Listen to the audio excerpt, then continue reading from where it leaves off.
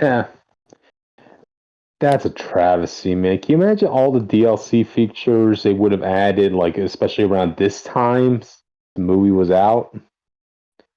Yeah. We definitely would have had Nebula pop up in the game if they ever came up with a DLC package. James Gunn did say though he played the game, and some of the influence for 3 came from that game, so that made me happy. Aw, that's sweet. Well, yeah, what some of the Star-Lord stuff came from. Cause I was that's why I said in our review, I was like, he reminds me a little bit more of the game and more serious Star-Lord. Mm-hmm. And it seems That's like good. he was trying to get that mixture of cool and confident from that game. Yep. Do.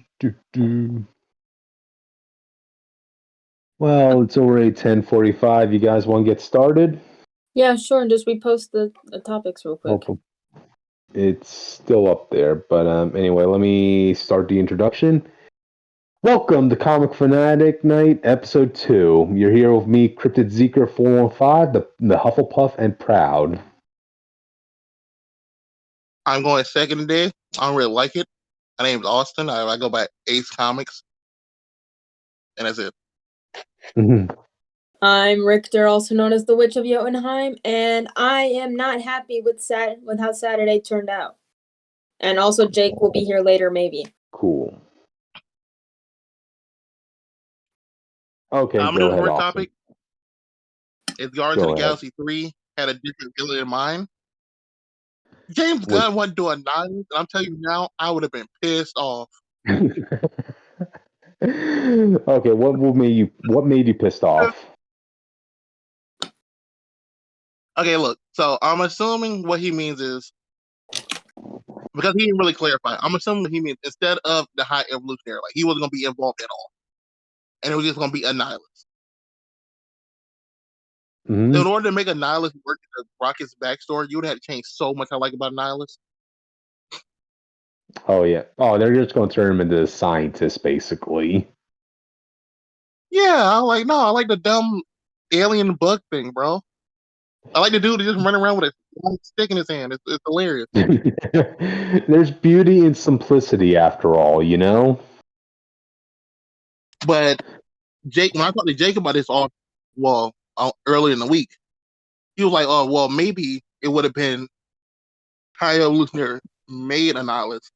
Annihilus would have been another secondary villain." Now, like, I guess that could have worked, but that would have been pushing a lot in this movie if you're still doing Adam Warlock and all the other stuff that went on.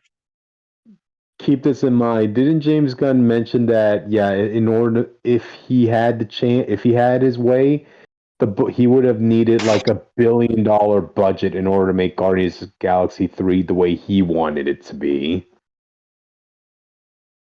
And that's insane. Yep. But no, he probably would have made it. Exactly. But in all honesty, this was for the best because you could have seen. I know it seems like a big enough threat where he shouldn't have been a secondary villain. I could see him being the first villain to, like, let's say the Fantastic Four movie, you know, or trying to think of what else. I'm assuming he only thought of it because he wanted to do the Annihilation storyline, but that would not follow Rocket's story backstory. It was just like a side thing. Yeah. That's something. And then Nova's not here. Nova's like the biggest thing you need. Thank you, man. We're getting Nova so late in the game. No, well, that's because all the Novas got slaughtered, man. Bro, but still, someone survived. I don't know what you want from me. Which is always a sad fatality. That's the point. They always get slaughtered. You know what happens?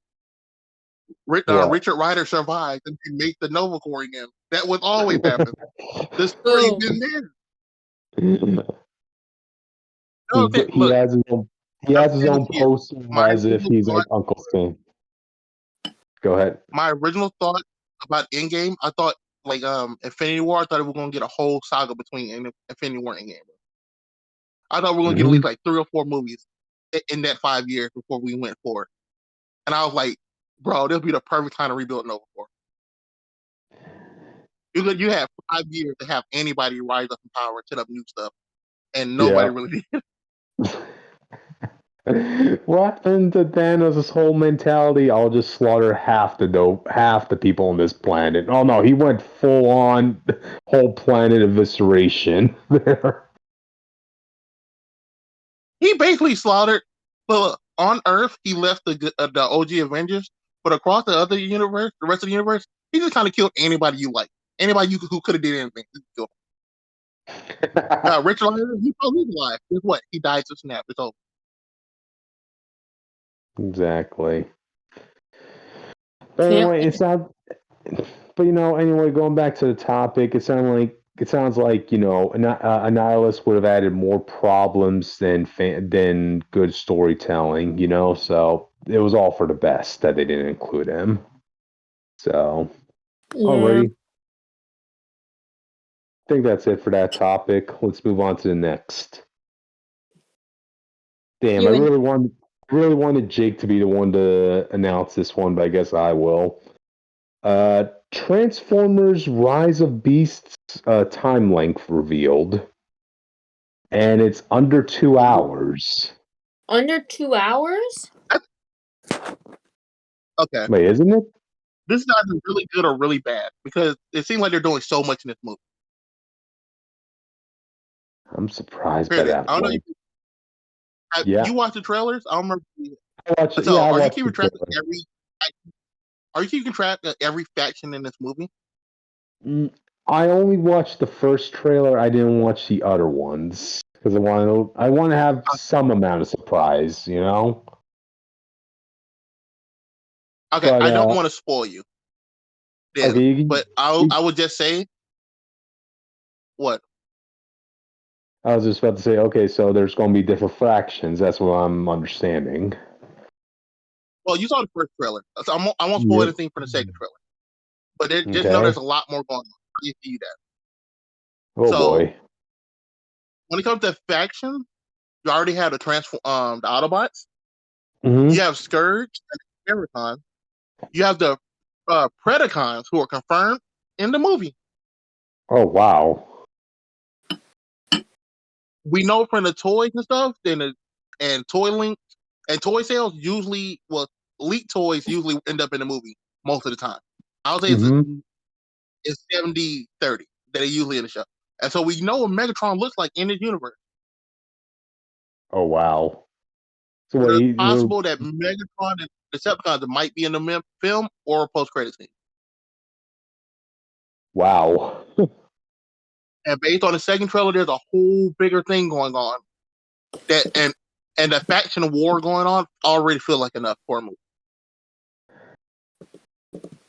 Why not just add Unicron at this point, I don't know much Transformers lore, unfortunately. Yeah, but you're going to watch the movie with us, right? I really want to tell you something. What? What? You don't know what you did, but that was the most hilarious thing I think moment we ever had. Oh, no. Oh. Unicron, seriously? The whole second trailer is Unicron. Well, at least I don't know what he looks like yet. Is he planet-sized? Look. I'll give you this. We don't know if the robot but he looks good. We see his face at one point. Okay. But he is he is planet-sized and he eats planet. They show that in the trailer. Okay. Well, he's not planet Earth, is he? No, thank God. Okay. I'm glad they did away with that stupid plot. That's not why there's so much going on in this movie. Because you do Unicron, and we know that Megatron got a toy design. Somebody's probably going to turn to Galvatron, even if it's not Megatron. But that's kind of weird because we already got a Galvatron. So we already got a lot of this universe, and they're doing it over, bro. I mean, I just don't know what you do after Unicron, to be honest. Like, that is Endgame, and I'm not talking about, like, that is finale. That is the end final chapter of this whole Star Wars Transformers universe. before you full on reboot it. I You would think know. that as well. My Yeah. idea was we finally do more combiner stuff on TV, Yep. and we do the full on combiner wars, like with all the Devastator. I don't remember the good people. I don't remember the good combiners at all. Those guys, maybe even Decepticon, if you want to go that far. Uh-huh. But that's the only thing that can be like, wow, that's cool. And we've never seen it on screen yet. That with Transformers, I think we've seen everything else. Mm-hmm. We saw a Devastator, but he was ugly, and that was not Devastator at all. So I don't count that. Yeah, Devastator popped up in a movie with a lot of Transformers that didn't look good after all. So, But other than yeah. combining, like I can give you like comic book runs, but I don't think there's anything left on Earth you can do. Like we can probably go back in time to Cybertron stuff, but I don't think the movies will ever do it. That didn't stop them before, so all right, we'll see. Let's just hope for the best. I mean, Transformers is coming out pretty soon, isn't it? June. Yeah, I think it's June 18th or something like that, or June Wow. 9th, somewhere around there. I gotta say this, like both my brothers, right? They don't really watch movies that much, but this has been the most I've seen those two fanboy out when they saw that Transformers trailers because they both are '80s kids. So yeah, like they're actually more excited to see this movie than my actual nephews and niece who are still kids. So a lot's riding on this. I know how they All feel. right. If Soundwave movie, I'll be hyped. I love Soundwave and Shockwave. Cool. Hopefully, this will do all of us proud. Do us proud or be obliterated. Alrighty. Speaking of obliteration, which announced the next? Okay, we're on the third one. Is Love and Thunder being erased from the MCU? Probably. I don't know. This comes from like a post I saw, like saying that, oh, you notice how like Groot doesn't look the same in Love and Thunder as he does in James Gunn's Guardians movie? Is that an indication that they're trying to, like, push that movie aside? Maybe, maybe Wait. not. They do realize that Groot. The storyline is Love and Thunder, the holiday special, where they established that Groot grew, and then he grew again in this movie. Mm-hmm.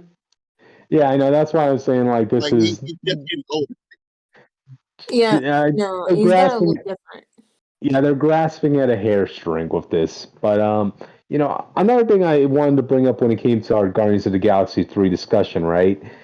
I only saw Love and Thunder once, and I'll only watch it once in my life, never again. But I do remember Sean Gunn's character.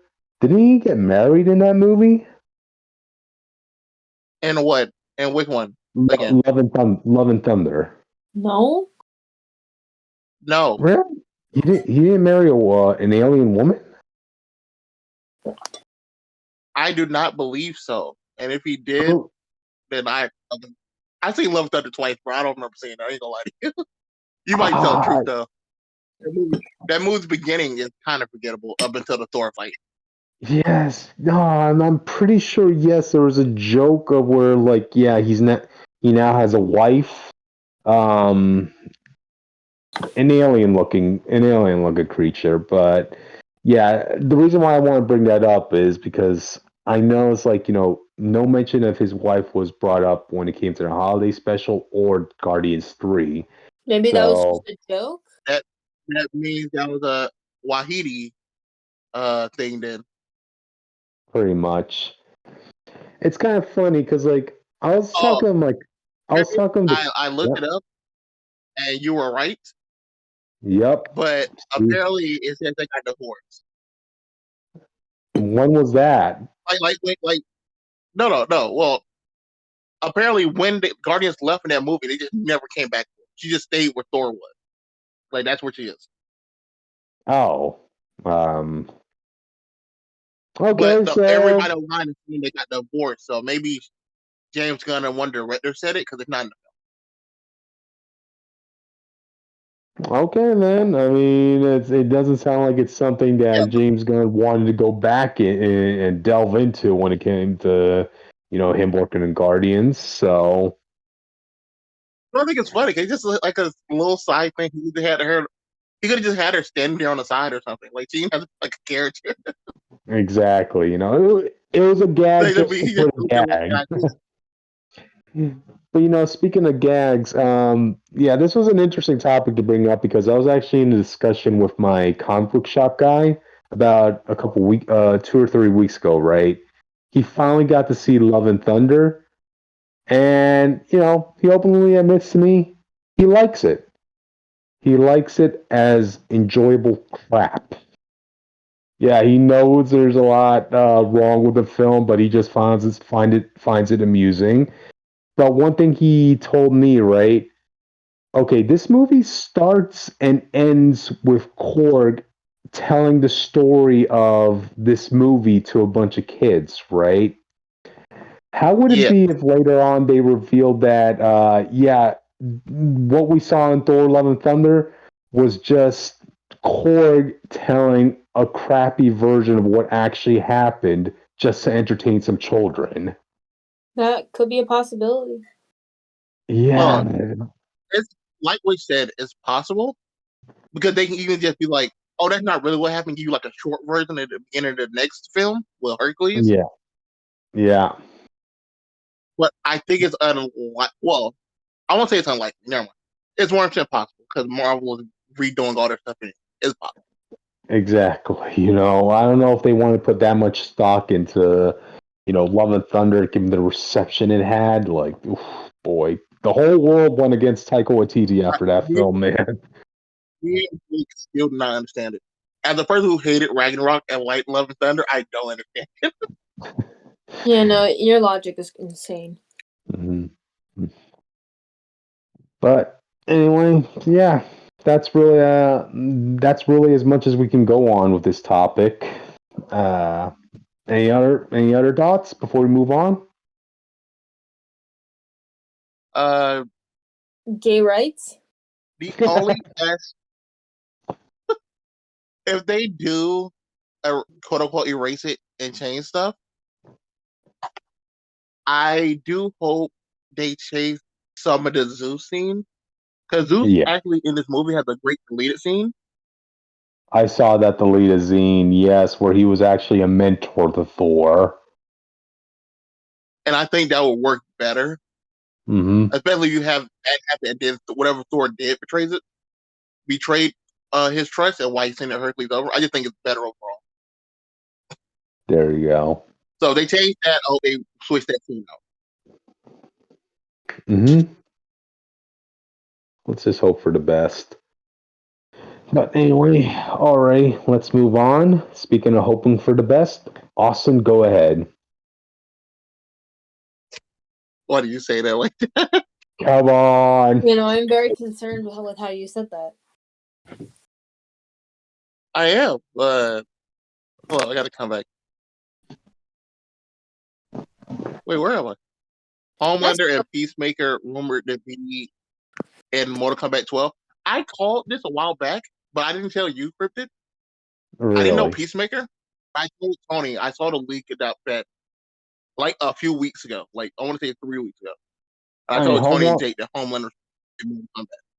Homelander makes the most sense since they already have, like, the move set down with Superman. They could just recycle it for, Yeah, I was, Homelander. I was, I was telling people in the first part you're gonna get Homelander, and the second way you're gonna get Omni Man. Oh, jeez.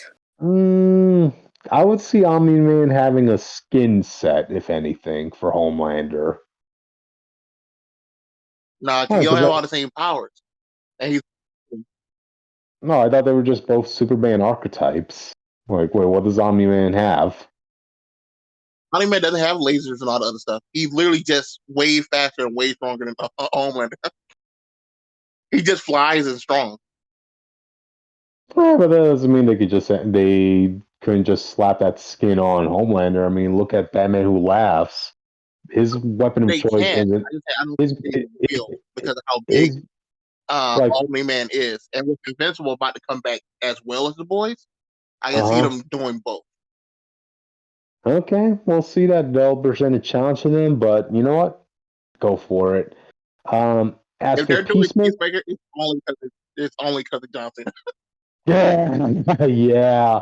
Come on, he better be coming back for the voiceover because if they could bring Rousey to voice Sonya Blades, they better brand damn well bring in the They Doctor had Thugonomics. they had Yep. David Keith come back to Spawn, bro. That was crazy. They brought Sylvester Stallone back as Rambo. That's crazy, man. Like, Yeah, I but think yeah, the only person that had a personator was Terminator. Terminator had a personator. there you go. But yeah, in terms of But Peacemaker being a player, I can see them recycling the movesets of Stryker and adding that to Peacemaker's character. It would be cool if they could I think incorporate he's gonna Eagerly. be. I think he's gonna be a mixture of Stryker and what's his God? Wait, what's his name? The Which cowboy Robin? dude, Oh, Aaron Black. Aaron Black. Yeah, I feel like it'll be a mix of him and Aaron Black because I can see a lot of Aaron Black's armored moves fitting very well with Yeah, Peacemaker. that would be cool. But I also And too hope that they keep in Aaron Black because he had a cool design. You know. yes, I hope Aaron Black. No, the problem is I don't think Aaron Black. I don't think most people come back, as in like story wise, because they're rebooting. Yeah. And they're rebooting like it changed the Oh, timeline way early for most humans aboard. oh man, Like I okay, didn't so know about Griffith, that. the reboot. Okay, depends on the storyline. The game ends with either Liu Kang winning, restarting the timeline, and he goes back and finds the original Great Kung Lao and tells him to work for him, and that changes the whole timeline. Or they do the Shang Tsung ending where he's the big bad now and he's like controlling everybody. Thing like hmm Injustice Superman type thing. Oh, okay, okay. If they're following the Liu Kang ending, any character who isn't like Katana, who should still be alive and stuff at that point, like Shao Kahn, all them are super old. Yeah, Look who made it. Yeah, thanks to some Yeah, Hispanic. your introduce time yourself. is now. You know me, Jake Talonol, the Gryffindor turned Slytherin. I'm here. Don't worry about it. Be I just sound like you're Gryffindor about to rap. and Oh, because bro, I had to run to the door because I finally found someone to open it. So, you know. proud. Well, Long- glad we got you here, man, for Right now, episode 2. Yeah. Jake, right now we're talking about Mortal Kombat, Homelander, and Peacemaker. But after we finish this, if you want to go back and speak on something, you can. All right. Okay. So But what? Finish up, Austin. oh yeah, I was telling him about the reboot, Jake, and how most human characters shouldn't be in the base game. They should mostly be DLC or just versus battle people. Mm-hmm. Where like Katana, Shao Kahn, the Queen, the vampire chick, the elder guys, all of them should still be alive as they were, but anybody else is free game. You might not even see like Johnny Cage in like the base game. No If way. they do this reboot, They if they do this they time don't travel stuff correctly, then yeah.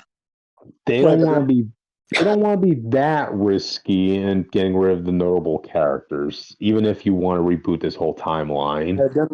Then That's why I say they still might be playable in the versus mode, but I don't know if they're going to Mm-hmm. be in the story mode. we're talking Oh, about okay. we're talking about 12. We're talking about Mortal Kombat 12. Right? Yep. Why necessarily would they have to be the same? Because it's not like the first reboot. Liu Kang rebooted it to the point where he might have rebooted to the point where it's like a whole different timeline. Just it works out differently. Because I don't think he would make. I don't think he would make. He rebooted so early, no regular human who we know to come to technically be born. Right. But he probably wanted Kitana back, right? So he probably let Sindel come back. Well, Probably Katana's not still alive. No, Katana will be alive. Daniel's lived for thousands of years. He's still alive. No. I'm saying like, wasn't he okay? Isn't the ending that's canon? Is that the one where he messes up the first fight with what's her face, whatever. And so he had to really start from like the dawn of humanity. It seems like. Is that correct? Is that what happened? Yeah, that's the canon one. Mm-hmm. From my understanding, the ending we're following is the aftermath ending, where he goes back and meets the Great Liu Kang. Right. So he undid a lot of stuff for the Great Liu Kang to be there. Because he basically just restarted the timeline and then waited till the Great Liu Kang became the Great Liu Kang. Yeah. So you're proposing that everything. Thing. So you're proposing that everything he left everything the same up until that point. Then he's like, all right, time to move in. He had to for the Great Liu Kang to be born. Right. Like this is like his answer. But I'm also, but my proposition is that he might have switched a little things along the way. For instance, Sindel might be just good now, like she was in the original timeline. Because, like, why would he let Kitana go through that, right? So I would propose that he might have switched that, something like that. Whatever motivates her to be evil, he just switched that. So that doesn't happen. Therefore, things can still happen. I know. Just, you know. No, my point is he could do that, but I was just saying that all the Edanians and everyone else, by the time he made that really big change of going to get this dude to make him his warrior, I'm assuming he's going to be like, you remember that sand guy, the immortal sand dude? I think he's making him his version of that. Oh, okay. Cool. Okay. But so all the Edanian people should still be alive. All the vampire people should still be alive. Even without any like super major changes by that point, is what I mean. Yeah. Mm-hmm. Okay. Yeah. But what about Cassie? Yeah. I was actually into Cassie as a character. I thought, especially her, not even the story mode version, the one that the personality they gave her in the multiplayer, where she's an actual mix of her father and mother. That was perfect. Mom and Pop being her special move. Yeah. So I like Cassie. I always hated what 11 did, where it did a reboot right after we established these characters as the next generation. But that was always funny because half of the new generation didn't come back for the game. Right. That whole game was about, all right, the old guard is gone. It's our time to shine. And then the best of the old guard. Right. Speaking of the best, Jake, what are your thoughts on Homelander and Peacemaker potentially being DLCs for this game? I'm probably just going to watch the story mode on YouTube, so I don't really care. Aww. For real. The audience understands. The audience understands. I am terrible at fighting games, so I don't really play them a lot, even though I enjoy it. I'm better than you at something? Probably. So, you know. Okay, here's a question for Witch. What character would you say will be a DLC character that will get you interested in this game? I don't know. Come on, take a pick. I'm thinking. I like the Twisted Wonderland person in the game. Just to see how far they do their ultimate. We could, but no, I would like to see them put a random Twisted Wonderland person in the game. So I would like to see what kind of mess of ultimate they give them. I don't really want to see that. That would be weird to see like Twisted Wonderland characters in Mortal Kombat graphic. Put a member of Voltron on there. I don't really care which one. No, I have the perfect one for you, Witch. Add Midnighter to the roster. Okay. What was the point of asking me the question if you were just going to choose one for me? No, I just thought of it like in the past 5 seconds. I'm like thinking, no, this will be the perfect one to get Witch into Mortal Kombat. You know? Hear me out. Get the Wonder Twins in there. There we go. Midnighter, if I would put him in Justice 3. True, they could just put him in the third game, yeah. Gotcha. No, put the Wonder Twins in there. That'll be hilarious. That would be funny. I would like to see how they'll play it in Justice. No, that would be hilarious. Because then you'll be playing dual characters most likely. Yep. But yeah, I think that was a fun topic to talk about. Mortal Kombat. Hey, so, you want to talk about it in the former comment topics we talked about before we go on? I only had something I want to talk about with Transformers. So I guess my thoughts on Transformers Rise of the Beast length. I don't even know what it is. What is the length? It's less than 2 hours. Less than 2 hours. Good man. My only problem with Rise of the Beast so far is that I've been diving into some spoilers. And I'm not gonna spoil the movie. I'm just gonna there's a basic plot detail I just don't like. Apparently, Primal is gonna be a mentor figure for Optimus. I'm like, that's weird. No. I liked it because they talked about this Optimus beforehand. Right. And they were like, this Optimus probably gonna have the most growth out of that you've seen in a while. Yeah. Because apparently he's gonna be he's gonna be the war general, and then he's gonna get back that humanity. Which is like the reverse of what the movies did, where he was kind of the guy and he kind of loses his shit the more movies went on. Yeah. I think my problem with it's just weird because Primal is like, well, in the cartoon, Primal's from the future. When I heard the idea initially, I hated it. And then I realized, like, oh, right, this is Transformers. Only like 3 characters keep the same character traits throughout every reboot. So I guess it really doesn't matter. I was thinking about it too. I went through like the whole list of Transformers one day. I was like, how many of these characters actually stay consistent across every reboot? And I'm like, well, there's Optimus, Megatron, kind of. Bumblebee has the same like appeal, but in Starscream. Yeah, Starscream, Soundwave, and Shockwave. And everybody else just not even Shockwave. Because in the anime, well, the one they made him Shock Blast. That don't count. I don't count that. No. Yeah. I just know in the anime he was completely different. I didn't like him, but that's Shock Blast. Yeah, but I guess at the end of the day it's okay. It's just weird, but we'll see. But yeah, there's other stuff I know, but I'm not gonna talk about it now because people like. He already guessed Unicron, but it was funny. Oh God! You'll listen to this when we post this recording in this episode. So yeah, I didn't know Unicron was in here. Like, based on what Austin kept saying about like, oh, this film is jam packed as it is. I said, okay, why not just add Unicron at this point? And I'm like, oh, it's got me in here. I wouldn't. I wouldn't. That's all I'm gonna say. Gotcha. He agreed with you because he doesn't know where to go next either. Oh this. No, it's fine.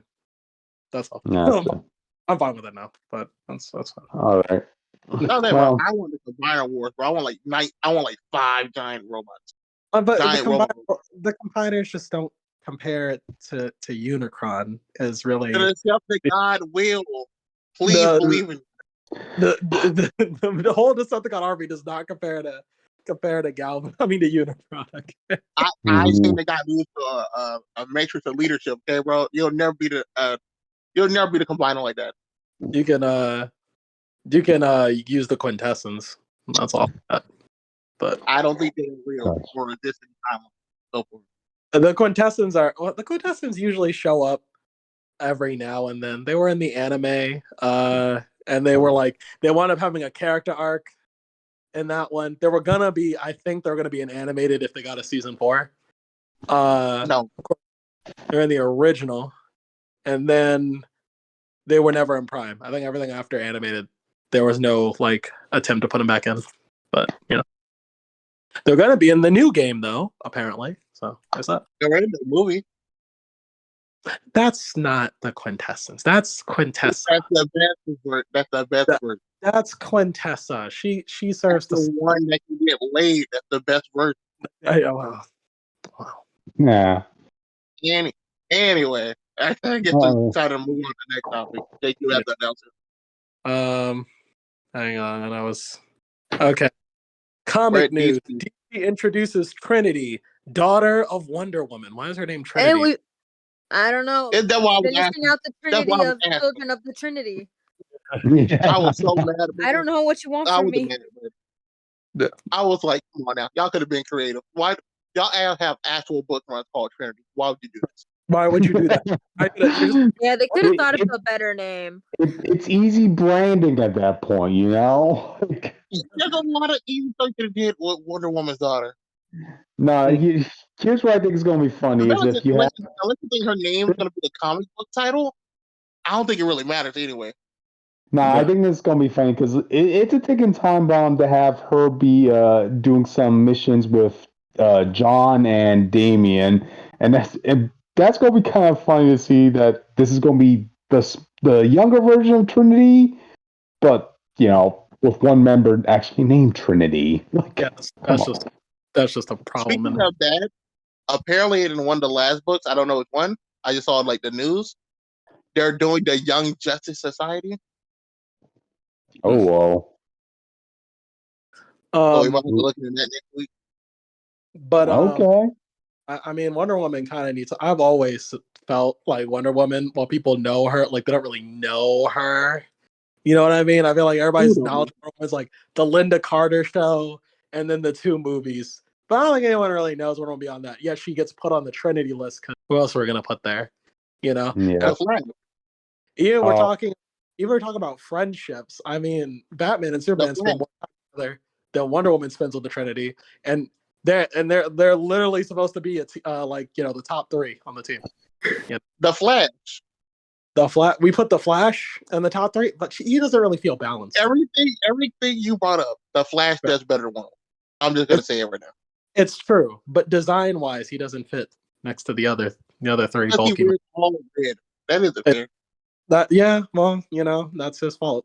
But now here's a big question. I don't think anybody's discussing, right? Who's going to be the father?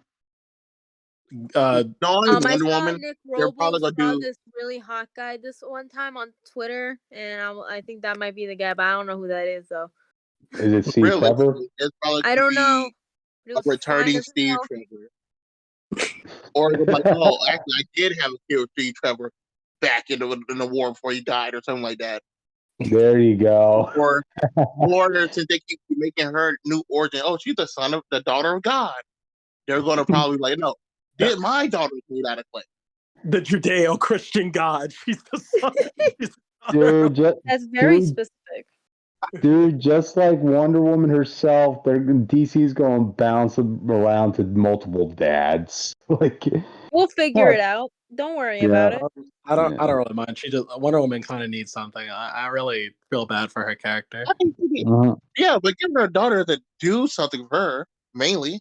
It gives her a chance to be a mother, like her mother before her. She's already a mother. Like all the other Wonder Girls she had? Yeah.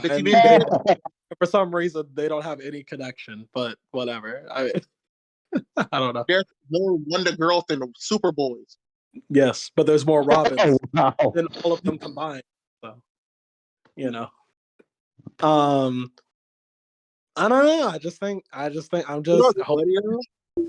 A story about a pregnant Wonder Woman would probably be the most interesting thing I would have heard in a while. Because I feel like it's that type of more fits more with her than like Jessica Drew when she got it. No. I was about to say DC's probably like, yeah, no, this sounds like we're ripping off Spider-Woman stuff. So they make the run last 9 months. Mm-hmm. I would have liked it better with Wonder Woman because it's way more believable that she will be in a situation where she has to fight for her life, even though she has a child. Yeah. Oh, yeah. Okay. How about this? Are they going to say she's made out of clay? No, I brought that up, and I wouldn't mind that. Since they kept changing Wonder Woman to be the daughter of Zeus. Yeah. So I think it would be kind of ironic that she been a daughter of Zeus. But to be fair, we both know they do that, they're going to retcon it anyway at some point. Because somebody's going to come with an idea, like, oh no, Blank is her dad now. Look at this story. Mm-hmm. It's great. And it's going to be horrible. Yeah. Wait, did you say the daughter of Zeus? What? Wonder Woman is the daughter of Zeus. Or Hades in like 2 different stories. They keep changing. I thought you said. They always bounce around with her father. That's a thing. My bad. I was confused by some of my eyes. Like, wait, the son of the daughter. Who was that? Like, I think in the Justice League animated show, right? They established that Wonder Woman was made out of clay by her mother, but that Hades actually helped sculpt that with her as well. So. Yeah. Yep. Yeah. So yeah. Mm. Oh well. That was the whole big deal in that story arc, if I remember correctly. Yeah. That's the cards we've been dealt. Well, I'll give this issue a try, see where it goes. What Is anybody happened to super the excited? last Wonder Girl people like? The Brazilian chick. Yara Flor, they didn't know what to do with her when they fixed the multiverse. Well, they stopped doing the. Yeah, she's old news. What they didn't do what they should have done. You were literally the most interesting thing to have to win over in the last 25 years. It seems like they didn't do what they should have done and just make a universe around her. Instead, they tried to cram her to the. It was already too crowded, so it didn't work. They should have Miles her on like Earth 1 or 2. Yeah. They could have had a whole timeline revolving around this Wonder Woman, and then instead they chose to put her in the main universe where she would have no room. But gotcha. Like Miles. Right. Like Spider-Boy. Miles doesn't have room. Miles doesn't have room because they keep shoving him even further in the corner. But if Miles did that movie, I think Miles would not have come. Miles' problem is that they keep shoving in other Spider-Men in his slot where he should be. That's his problem. And I don't know what to do with them. It would be so easy to just graduate Peter and just have Miles be where Peter is now. Thank you. Besides the weird stuff with Mary Jane and Black Cat. We're not talking about that. We're not talking about it. I will leave. Alrighty, guys. I think we spoke enough about this, so let's move on to the next topic. Oh God. Oh God. Go ahead. I got it in a second. But I'm pretty sure it was Frank Miller to write Ghost Rider and Wolverine book. People, if you're listening to this, I need you to look up the art for this book. Look up the cover. And that's just to the audience at home. Look up the cover to this book. You will be traumatized. This is the scariest, most wild, feral Wolverine I ever seen. And he's wearing a jacket. Oh, God. I know Wolverine's supposed to look short and ugly looking, like, to be comic accurate, but this is just, no, that's not what Wolverine's supposed to look like. He's not ugly, he's rugged. Rugged, rough looking. He's not supposed to be Brad Pitt, is what I'm trying to say, This is like an ugly pug. It's a little troll, man. That cover's still traumatizing. Now, you know what it reminds me of? It reminds me of that last season of X-Men, the animated series, where Jubilee was telling a story to a bunch of these young kids, and she was talking about medieval versions of the X-Men, and Wolverine just happened to be the troll in her story. And this is what this image is reminding me of, Credit. Do you know anything else about this book? Why is he coming back to do this? Why does he want to do this? Because he can, I guess. Does he need it? If he's gonna draw and it look like that, I feel like I need a reason. If his Wolverine look like this, his Ghost Rider is gonna scare me to sleep. Okay, that's why I see that in my nightmares. That's what I want to see now. What his Ghost Rider looks like. I don't want to see Ghost Rider again. Okay, now that I think about it, why these two specifically, though? That's what I'm asking. I don't understand. Huh. I'm gonna look up and see if I just don't see what situation will involve those two having to share a book together, Is it a tag team book or two different books? Yeah, we should have done more research on this, but either way, we know. He doing a Wolverine book with the new Ghost Rider. So it's a Ghost Rider / Wolverine Weapons of Vengeance. Okay, let's go for it. Luckily enough, that ugly cover that you saw is a variant cover.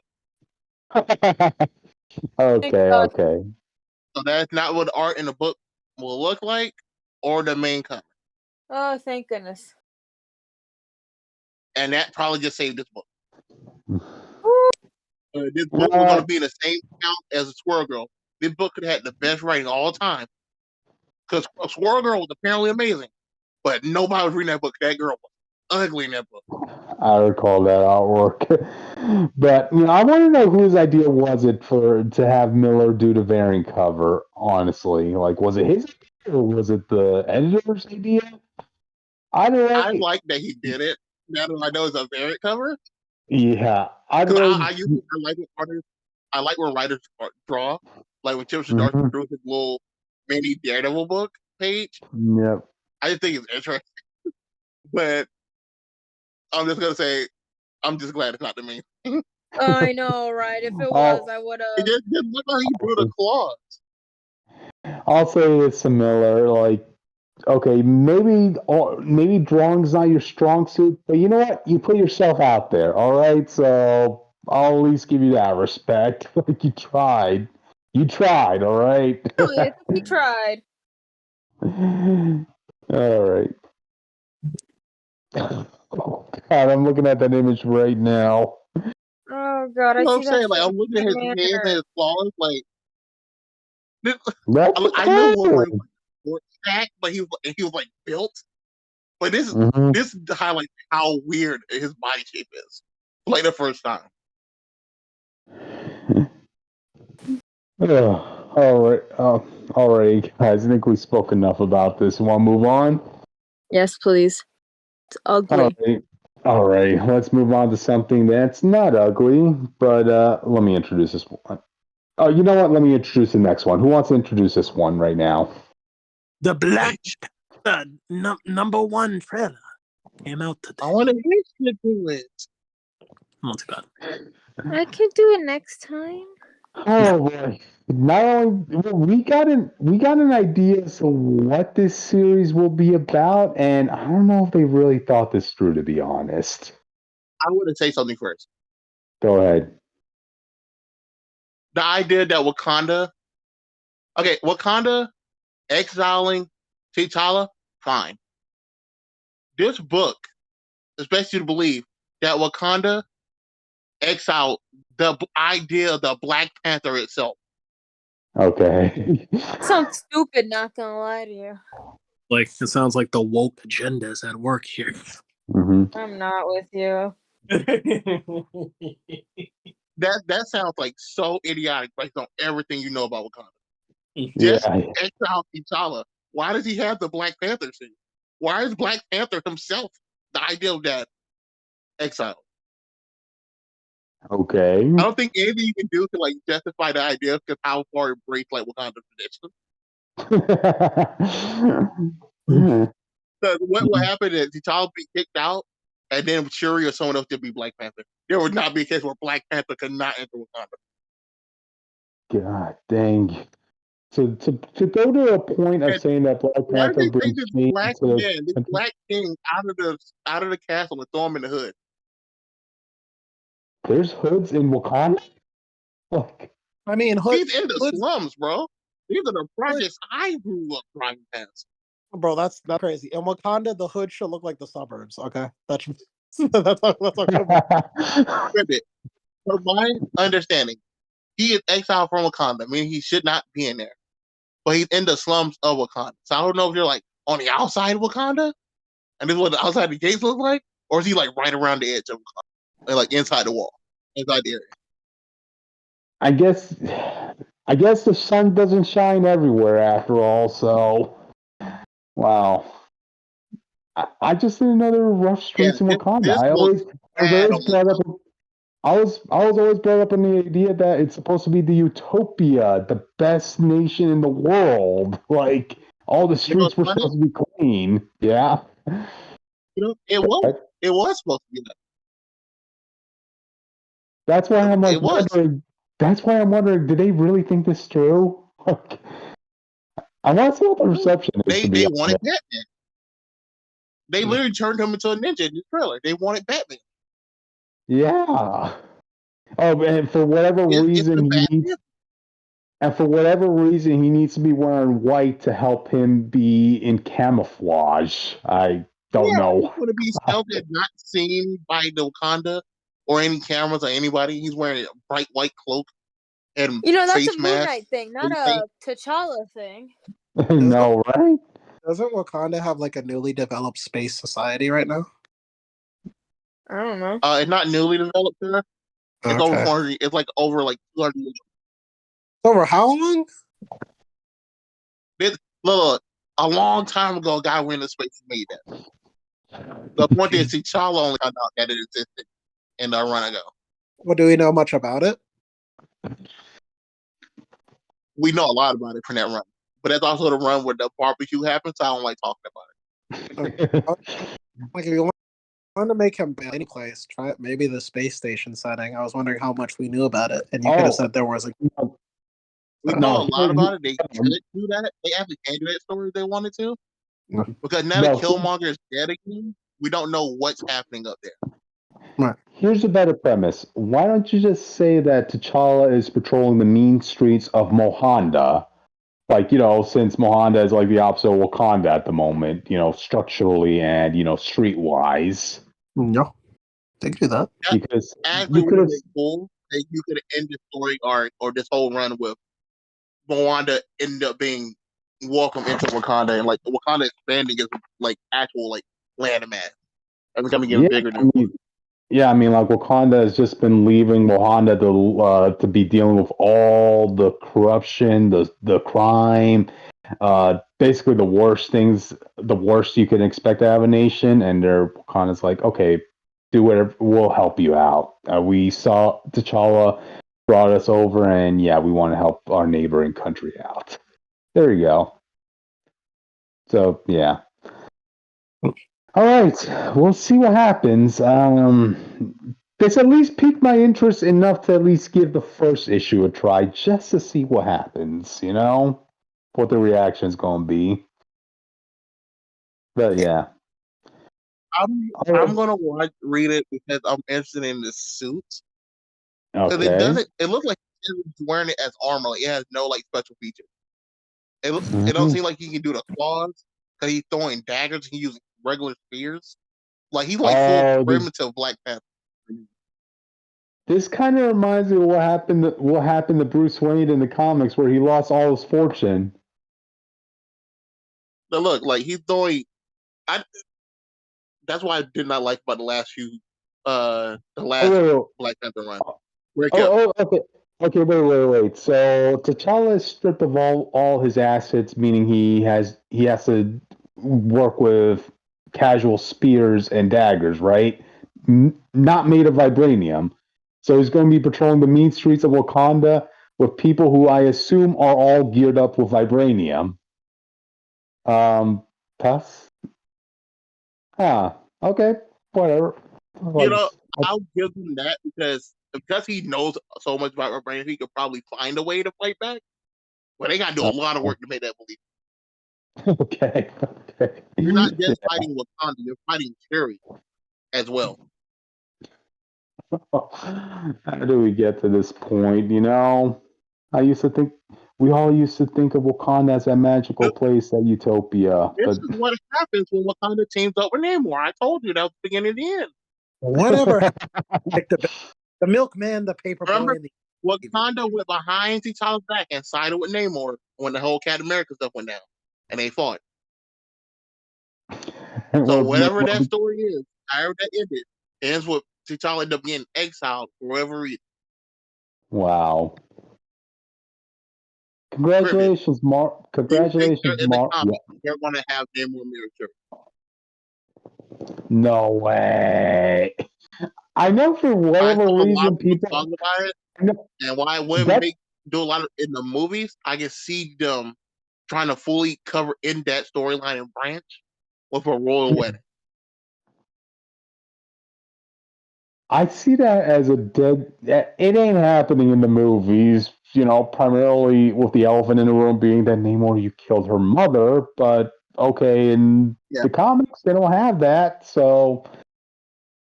And the comics, it's possible. If Namor's really trying to like cover the olive, like trying to fix the situation, and we saw that Wakanda gave him tech in the last book. Like he had flying whales, stuff flying out of the water, literally just flying in the air, and all the other stuff thanks to Wakanda. So wherever relationship fracture they had, it's just between him and T'Challa now. Wakanda doesn't seem to care.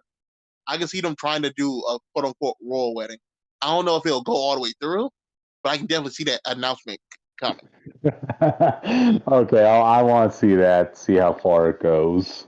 Like, will it last longer than T'Challa and Storm? I wonder.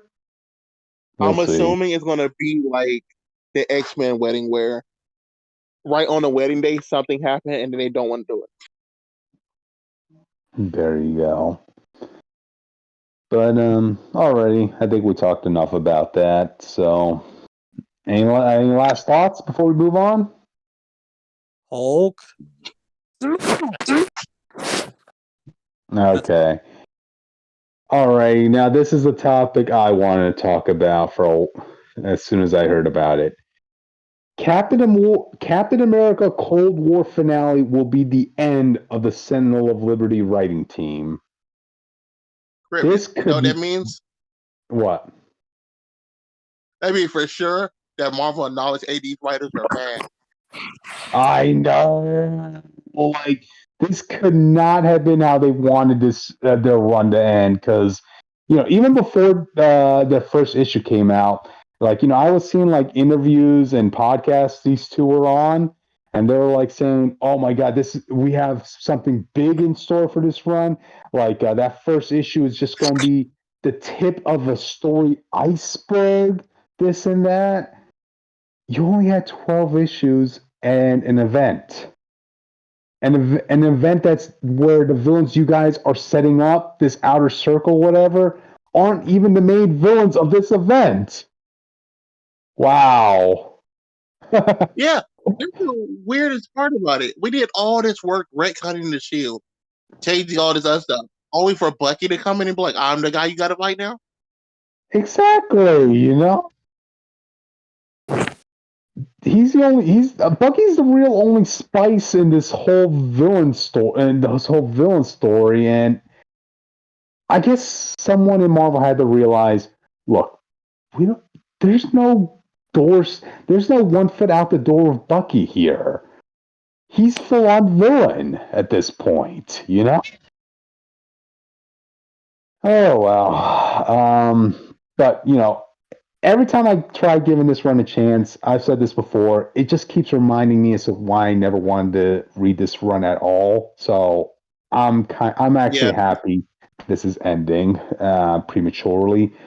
But one thing I also want to bring up, well, the article stated that Steve's run is ending.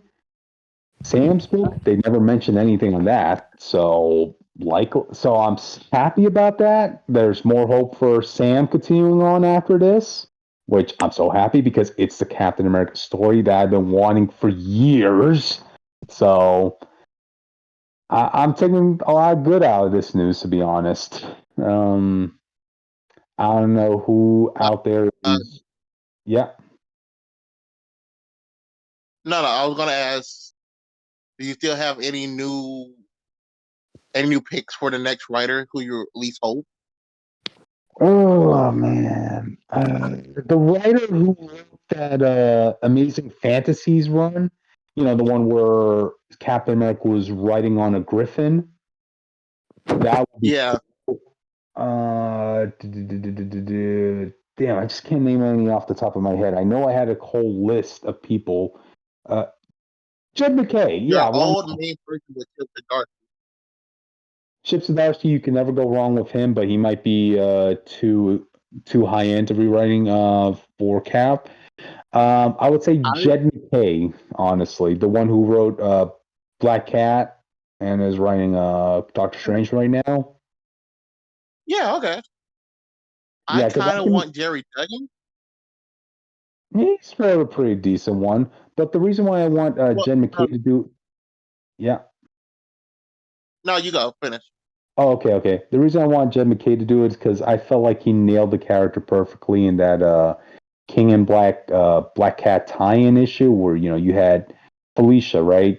She's in the midst of, like, you know, all the chaos going around by the King in Black, seeing this and that. And then that's when she sees Captain America in front of her, right? And she goes on a monologue saying, like, yeah, people call me a thief. Look at America's history. All the thieving and horrific stuff that went went around this country in the beginning, Facts. and they stole stuff from, like, my family, from my father. I don't believe in America. I don't believe in America. And you know but what? you know what? But you know what? The British No. Here, let me finish. I don't believe in America. But when I see Captain America in front of me, the way he commands the heroes, the way he sticks himself out there to save the little guy, he actually makes me want to believe in America. And I'm like, perfect. That is the mindset I want going in for the next Captain America writer.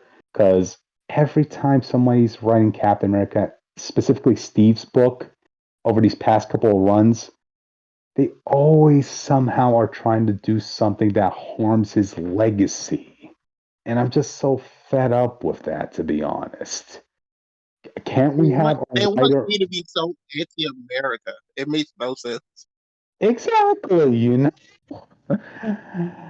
Oh man! That's one of the reasons why I love Sam's book so much. Because guess what? Him being a hero, him living up to the Captain America is first and foremost. It does nothing to harm the legacy of Cap. I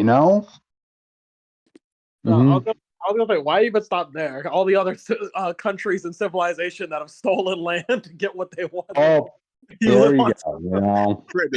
People Jake, people only care when it's America. Like, anytime I'm like on TikTok or anytime we talk about the bad origins and stuff, they always bring up America. What about the Roman Empire, huh? No one talks about them. We always talk about the Romans. What do you mean? Yeah. The reason I chose Jerry Dragon is because I remember that great. I can't quote it, but there's a whole conversation between Captain America and Dr. Doom in the Hellfire Gala. The first one. I remember that. And I was so into that conversation. Like, if I can get that dude to write Fantastic Four or Cap, I 100% would. Because the way he wrote these characters here, I was so into this thing. I was so mad when that conversation ended. Which is so funny because he is going to be writing Captain America in the Uncanny Avengers run. And that's the only reason I'm thinking about it. And yeah, because it's not going to be it's not going to be a Captain America book, I can trust that, Captain America on a team book will be written as a Captain America we all want, So, yeah. Seeing nothing but hopefulness out of this. In terms of what's been brought out right now, I don't know how you could redeem Bucky after this. Like, we're already halfway into the Cold War event. He's still full on in his mindset, like, I got to do all this stuff to get rid of the outer circle. And there's nothing really there to indicate that he's going to be changing his ways. No, you know how he can change his ways? Shave off his hair? No, you give him another cat. What? Nah, he has to get some level of punishment. What he needs is Natasha to come in and whittle bite him in the private part. Go. He's gonna have to come in and put him in check, and he'll be fine. Let this thing be a forever reminder to you, Barnes. Oh God, I want to see that. But yeah, no. Here's how I want this event to end, right? You guys remember in Power Rangers Lost Galaxy with Captain Mutiny? Like, how he came in. Oh, okay. He was the big boss for a brief time in Lost Galaxy. And after the Power Rangers came back and Captain Mutiny followed them back, he's like, a new galaxy for me to conquer.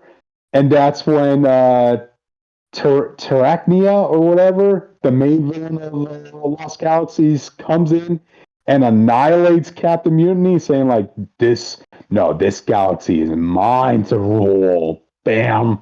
And she kills them. That's kind of what I want to see in the finale of Cold War, where, let's say, You have Red Skull pop in saying, "Outer Circle. If anybody's going to destroy Captain America's legacy, it shall be a Nazi." Bam. And he shoots every member in the organization. There you go. You know what you can do? You just have like them go back to like a meeting after the event, and one of them rips off their face into the Red Skull. Oh, that would be cool. Like I made up all this fake stuff to try to win this fight. Y'all screwed it up. Y'all screwed everything up. I'm taking back like that would be cool, honestly. Just get rid of this Outer Circle crap. Like, in all honesty, they're just a poor man's version of the Court of Owls. Like, they do not make their presence known whatsoever. But they're more bark than bite, is what I'll say. You know. The messed up part is this idea could have worked with Captain America too. A group that's old as I know what that's been trying to lead America from the shadows would have been a perfect Captain America story. But this is not the way to do it. Random question: haven't they done that like 12 times already in the past? No, I don't think so. They could have taken. I'm probably thinking of like someone else, but they could have taken it from Deus Ex. We're literally talking about the Court of Owls. That's basically like a Court of Owls, but Captain America style would have worked. They actually did that premise correctly. They could have done like a Deus Ex meets Captain America type thing. Deal with all conspiracy stuff like that. You know. Gotcha. I mean, I just would like to get into the mind. If there's one thing I would like to see from the Outer Circle is I would really like to get their perspective as Bucky's whole heel turn from this, right? Because this is how I imagine them going, right? They're like saying, okay, how can we deal with Captain America now that he's on to us? We need to come up with a plan. We need to hire some guns. Oh, wait, Bucky? He already shot Steve Rogers? Oh, that's great. You're part of the team now. Great. Okay, now our next course of action. We've been hearing a lot about this White Wolf guy who did a lot of crap in Mohanda. He seems like he'll be a pretty useful asset. Whoa, what? Bucky already freed him? And he already has him joining our side and gave him his own army? Way to go, Bucky! Okay, now we need to come up with our next strategy to go up against Steve Rogers. And Bucky, what? You got his former lover to work for us? And on top of that, you kidnapped his son and are torturing? Bucky, we appreciate what you're doing, but is there something you want to tell us? It kind of feels like you've had this planned out like for a very long time here, you know? You know, it might be but you can say that this was all he thought he was fighting the Outer Circle, but he's under mind control, like him, but he doesn't recognize it. They need to do that, man, because it's just messed up that he's doing all. Mind control. They should have set up literally anything earlier. Just one pen of his eyes glowing a different color, like anything, bro. If they do it now, it's gonna feel just like they're trying to course correct because people don't like it. Well, but to be fair, they need to course correct. So I mean, yes, definitely, rapidly. You know, Jay, you do the wrong thing. Writers don't do that. They leave it so other writers have to do it. Oh right. It's not. No, I just had another idea. Honestly, come from just having to deal with the extra junk that someone else did. And you're like, how do I get rid of this? How do I keep this place like my story? Well, I'm just gonna retcon it. Well, I just had another idea. If it's likely that Sam's book is going to continue on, then it's likely Sam is going to have to be dealing with the Outer Circle, and that Bucky is going to have to be the villain for Sam's book. Maybe Sam back to his senses. At least then, Cryptid, better writers will be handling the premise. So you never know; they might make it. I can at least have more confidence in the Sam Wilson writing team handling this whole Bucky turn as opposed to Jackson Lanzon and Colin Kelly. You know, call it. They can call it Falcon versus the Winter Soldier or Captain Falcon. Yeah. Let's see. But yeah, if I could summarize this whole story arc overall, Hey, for all you Steve and Bucky shippers, this is about as close as you'll ever get to seeing Bucky beep it up with Steve in comics. The ship name is Stucky, by the way. Yeah, but honestly, Stucky out when of it the way. comes to the comics, I always thought that was kind of a weird ship. The MCU is a completely different story, but we're not going to get into shipping culture right now. Yeah, what you gotta keep this in mind. Like Steve and Bucky knew each other when Bucky was about 15 years old, and that's Steve kind of was in his concerning. early 20s. Yeah, so that ship never MCU worked. Stucky is We're a whole both nother over 100 story. years old now, bro. Okay. Still, though, it will be weird because like they're the Batman and Robin of the Marvel universe, dude. Are you going to ship Bruce Wayne with Dick Grayson? No, it's I just gonna know, be but people do weird. That would be weird and frightening and kind of concerning, like as to how close they were during their war times, you know? Like, okay. But yeah, we talked enough about this. All right. So let's move on. Oh, wow. I think I should probably announce this next one unless anybody else wants to. I No. can. Go ahead. The Edge of the Spiderverse #3 will reveal Spider-Boy's origin. Are you guys excited? No. I'm not excited, on, but I'll be there to do it. Yeah, like they're not going to drag this mystery out for long. Like we already got past issue 1, and we just need 2 more issues to get to it. So Yeah, but it's not exciting. I don't. This major another retcon when Spider-Man's already in the worst position in his life is not a good thing. Mm-hmm. Especially when you already implied that it's Spider-Man's fault that this guy was erased. Oh my god. Or could it have been? Or could you have said that it was if Spider-Boy was around, Peter never would have made that deal with Mephisto. Ooh, what about that? Dumb. That makes it work. Wasn't the last This arc? is a stupid character. Wait, was the last arc? Yeah, just add it in afterwards. Oh, well, this character could have stopped that horrible book. It doesn't change the fact it didn't stop. It's still here. You didn't do anything. You're saying you could have did better. Wasn't that last arc about justifying that whole run and making it better? Or am I mistaken? Yeah. He wants to erase the only good thing that happened in the last 25 years of Spider-Man. I said it before. After we found out that his powers allow him to like connect to other people's spider senses, I was like, bro, just make him like Madam Web's student. That's what the next. That would make this so much better. It works in that. You know, Madam Web shows up like, hey, you know, Peter, you're the best of. I mean, obviously not this Peter, but being Problem is, we're already dealing with Madam Web student. Oh, then this guy has no reason to exist. Kill him. Apparently, the Marvel Universe agrees with you too, since there's no recorded history of his guy ever existing. So, yeah, I'm just like, give us back the manga verse. Give that back. Give that back. You could have the disciples of Madam Web. There you go. And he's one of the disciples. You know, there you go. In conclusion, kill him. Yeah, kill him. I mean, you want to kill a boy? Come on. He has 2 options. We all voted to kill Jason Todd. Who's we? And he became a character for it, Cryptid. Okay? Death does wonders for characters.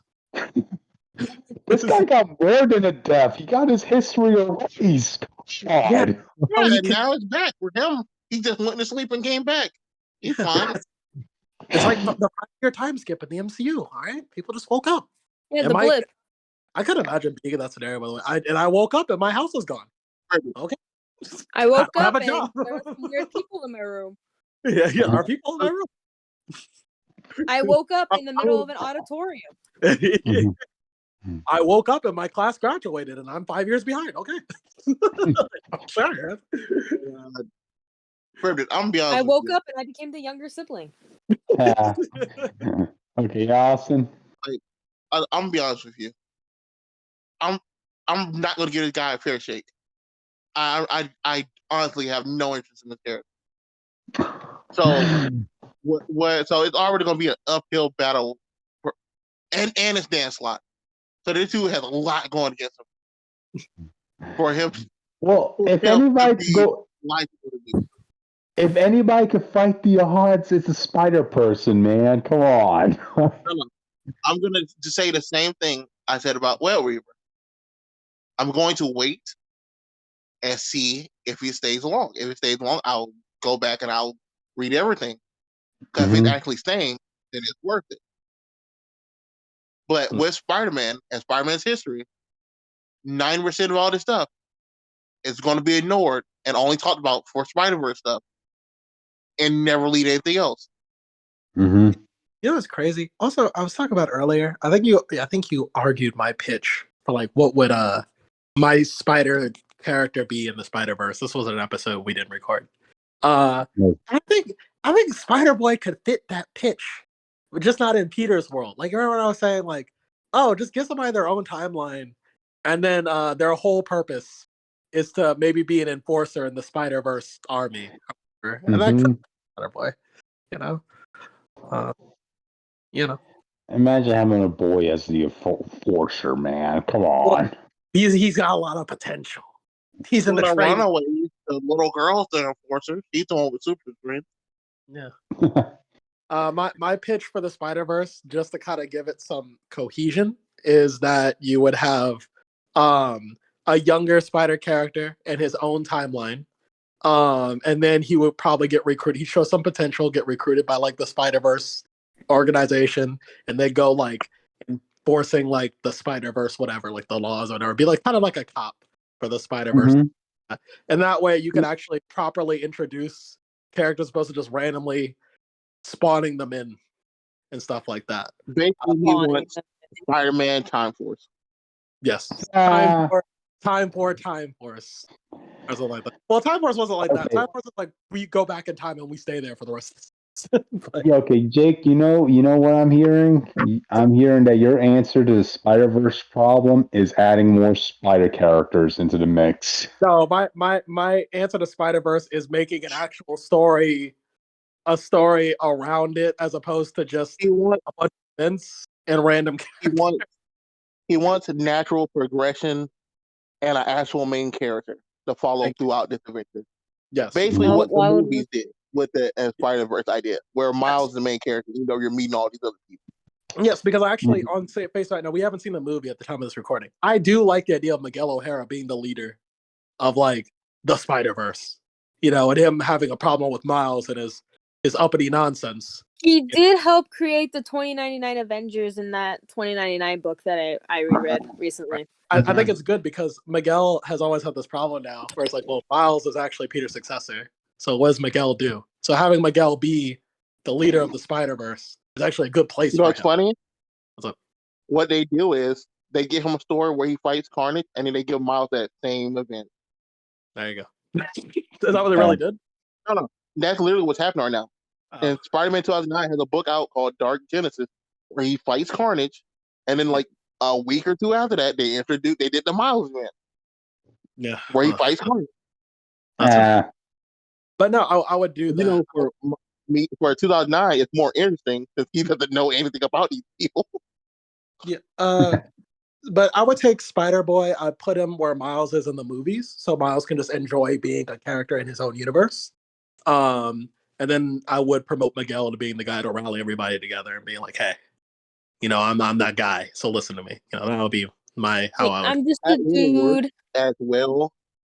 Because at this point, Miles already fully established as a character. No matter what happens, he's always going to have a book. At this point. Yeah, no, Miles could have a book. So I'm saying that main character Spider-Verse to Miguel O'Hara or like Spider-Man Noir or any other popular other versions of Spider-Man would work better than just have an event and then bringing Miles and Peter in as the main characters. Yeah, no, I agree. No, I wouldn't even. No, I'm not even saying put Miguel in the main character. So I'm having him be like you know how in SPD, how you have the Rangers and then you have their mentor figure, which would be the Shadow Ranger, which would be Miguel in the sense that's like he's in charge. So we see a lot of him, but he's not like the main character unless we need him for like a story arc. Something like that. That'd be kind of my pitch. Something like that. But yeah. And Spider-Verse is a mess and I hate it. But those movies are good. You just want to create a Spider Terminator out there who's just like, I gotta thin out this herd right here. Like, bam, bam, bam. It's not like Spider Craven to me. Let's make it work. The Craven, the hunter of the multiverse, where he goes killing Spider-Man. The greatest. It'll literally be the final hunt. No, you would call it the ultimate hunt. There you go. There you go. But alright, guys, we talked enough about this spider topic. We'll still be talking about 2 more spider topics later on. But so many. Yep. Done with the comic news. Now we're on to the reviews. Okay. Let me start this one off. Spider-Gwen Shadow Clones, number 3. And can you guys guess what this issue is about? The Shadow Clones? It's about her fighting. Yes, it's pretty much good Gwens versus bad Gwens. That's pretty much all you need to know. Oh, Jesus. Yeah, this is okay, it's losing steam, I'll admit that. You have Spider-Gwen, the Octo-Gwen, and the Sandwoman Gwen versus the Rhino Gwen, the Craven Gwen, and the Vulture Gwen. And and also by the end of the book, the final boss lady comes in and introduces herself to Gwen. Yeah, looking like a complete evil psychopath. Yeah, I don't really want to get too much into this. Really, it's you basically know the story on the cover alone. I will say this though, I did like this one moment in the comic where Gwen is walking around with her 2 Gwen pals. And, one of them wants to learn a little bit more about this guy she's working with, right? And how come they're not making a move with each other, right? So the Octo-Gwen decides to take matters into her own hands. She goes into the coffee shop they're working at. She meets up with the guy, and these are her exact words. Let's cut to the chase. I like you, Matteo, and I know you like me. Mattio's like, what? And Octo-Gwen's like, see, I've got a busy life. A really busy life. So if you want this to work out between us, you have to keep up. And you have to be okay with the fact that my responsibilities as Ghost Spider will come first and you'll come second. Cool? That's fine by me. I think it's cool you're all girl boss. Cool. I'll text you. Slay. He's like, what were you laughing at? I'm just thinking in this guy's mind, he's like, oh, okay, I didn't expect to be in a dominatrix relationship, but you know what? Let's go for it. Oh, wow. Yeah, that's basically the only good scene in this whole book. Yeah. Don't know where you go Spider-Gwen after this, so that's it. Short review. Okay. Next one, Junkyard Joe number 6. And this is the finale of this book. Was honestly kind of expecting more out of Jeff Johns, since, hey, it's Jeff Johns. He's the selling point. Whatever he writes is gold and this and that. But pretty much. He's not Ian Flynn, okay. But yeah, going right in the book, it's pretty straightforward. You come to find out the origins to how Junkyard Joe escaped. His creator was upset that he turned himself down, and the government's like, okay, we just seen that the robot you promised is not what you promised. So you're off the assignment. Like, no, how dare you humiliate me, Junkyard Joe? I'm your creator.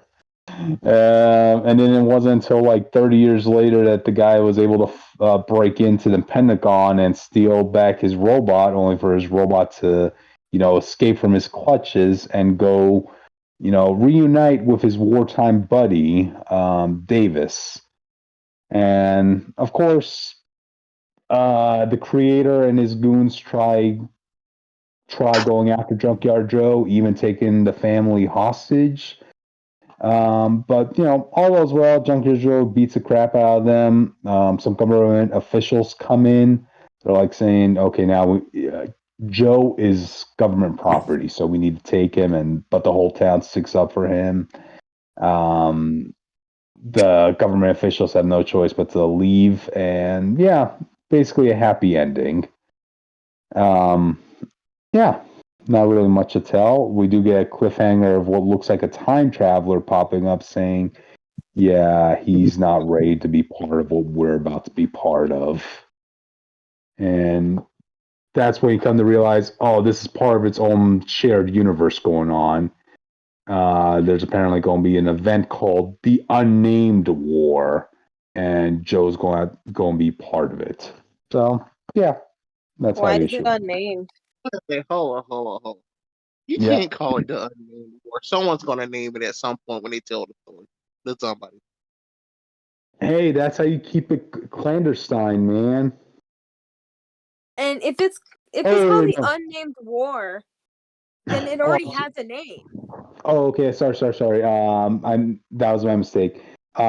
Joe is one of the fighters called the Unnamed. The event itself, it's called the Unknown War. The Unknown War? But they know about it. Oh, okay, that's cool. Oh, that's fine. Is it really unknown if people know about it? Yeah. Apparently, it's a secret it's unknown to war. the masses. You the people inside of the war. Mm-hmm. But which that would be hilarious. I'd love to see a book about a war that no one knows they're fighting, but everyone's fighting anyway. That's a challenge. Like you never know. You could be given an assignment or called to your country, and you didn't know you were part of this war. What you're doing is in service to your country.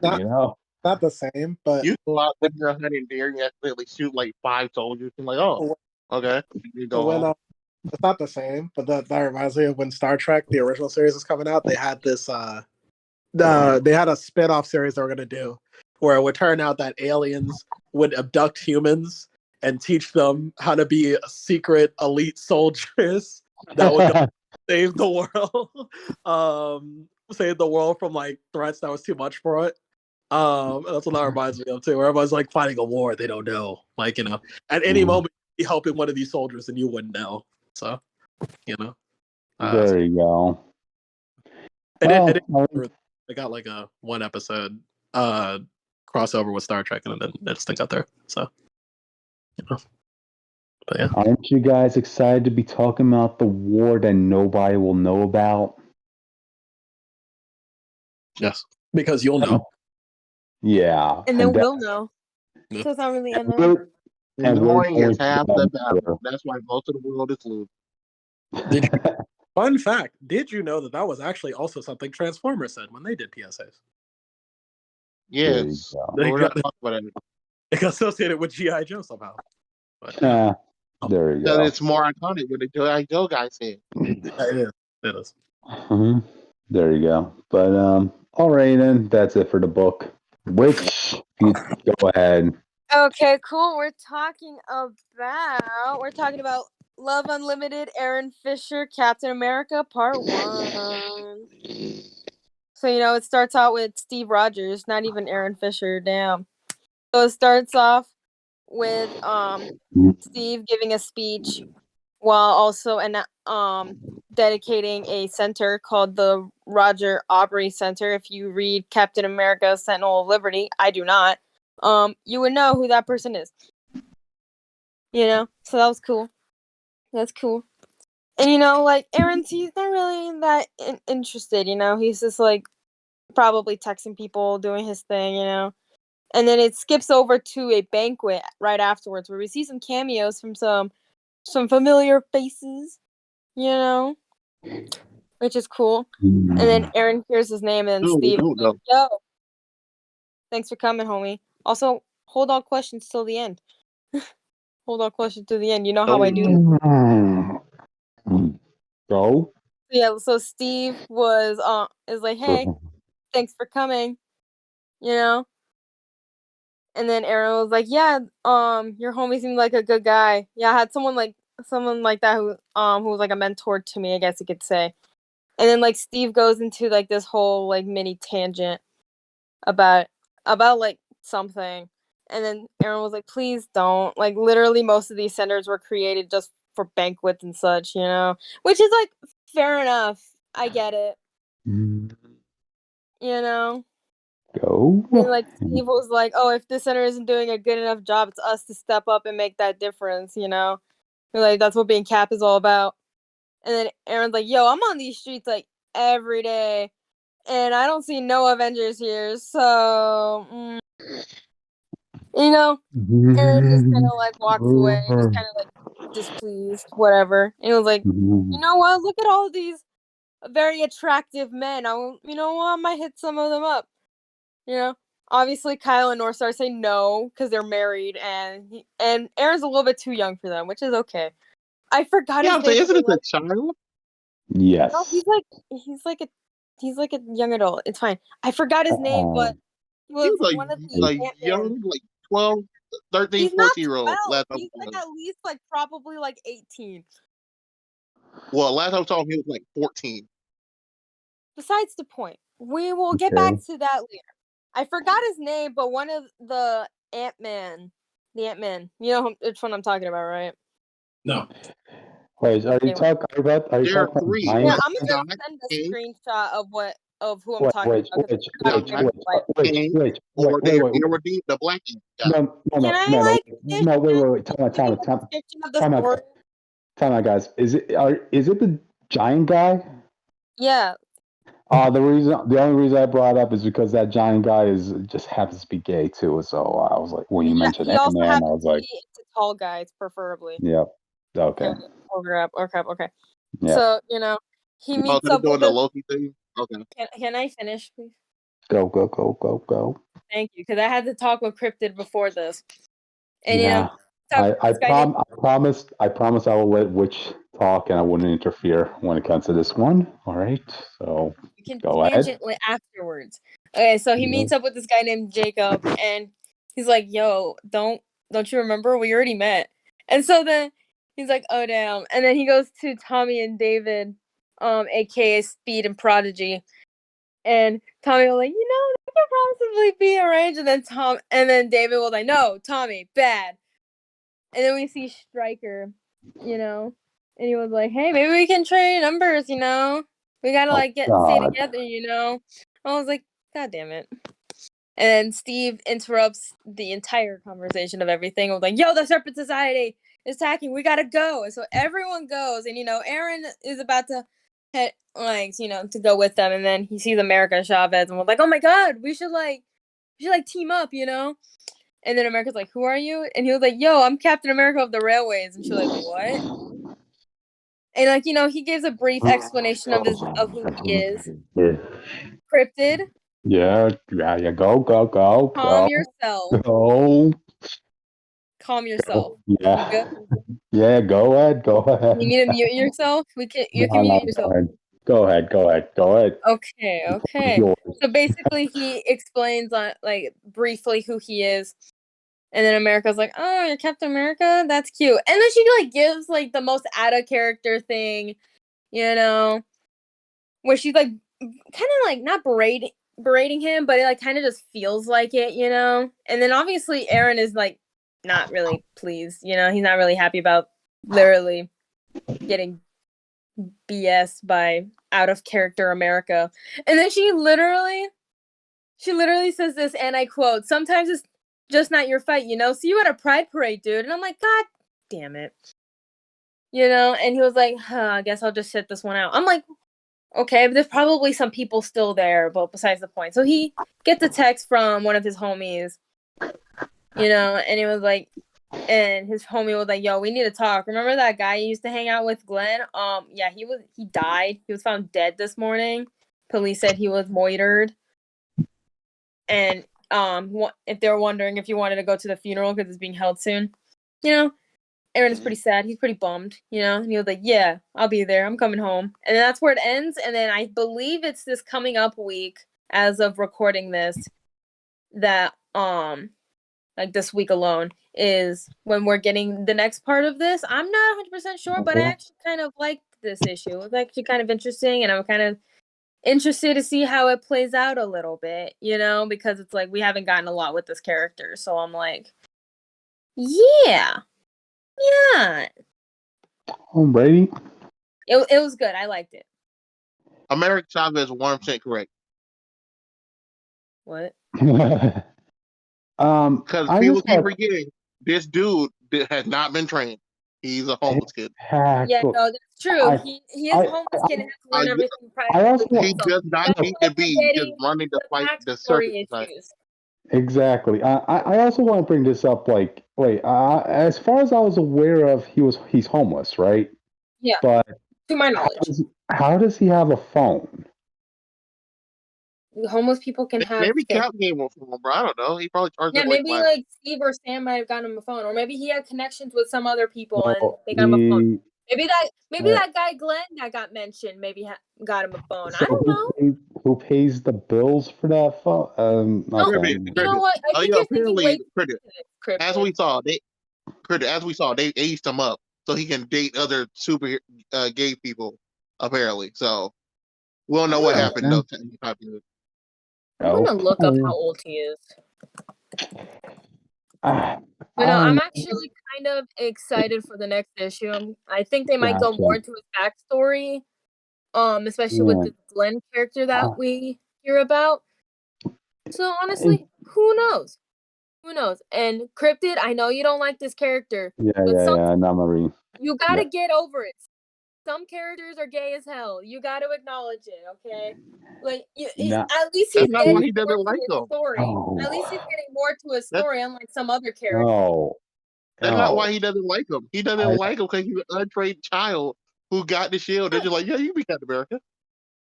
Dude, literally in the story that he was introduced in, it literally, like, basically anyone could be Captain America if there's a cause for it. Yeah, that's the problem. Everyone can't be Captain America. You will die. Oh, that's where he has his own little thing. Like, literally, I know you don't like this character, and I know you don't like some of the other characters I like, but sometimes you got to get over it. I don't like some of the characters that you like, so guess what? I have to get over it. I could get more of a softball, that does not stop you from bringing it up. Like, all of us, it will we bring it up. That does not stop that conversation from happening. Would it be okay if this character had a different name, or is it just he needs to be called Captain America? They might do something in the future. I won't really mind too much if they give him a different name. But at the moment, he is also known as Captain America because there's 20 other people named Captain America, as in that one book, United States of Captain America. All right, any final thoughts? I liked it. I'm excited for the rest of it. All right. Okay. Glad you're liking it. As long as he's not in the comics I'm reading, I'm do what you got. Aaron is 19 years old. The artist did made him look younger in some pages. I got a question. Like the picture you showed, you posted, right? Is that how all the characters are being drawn?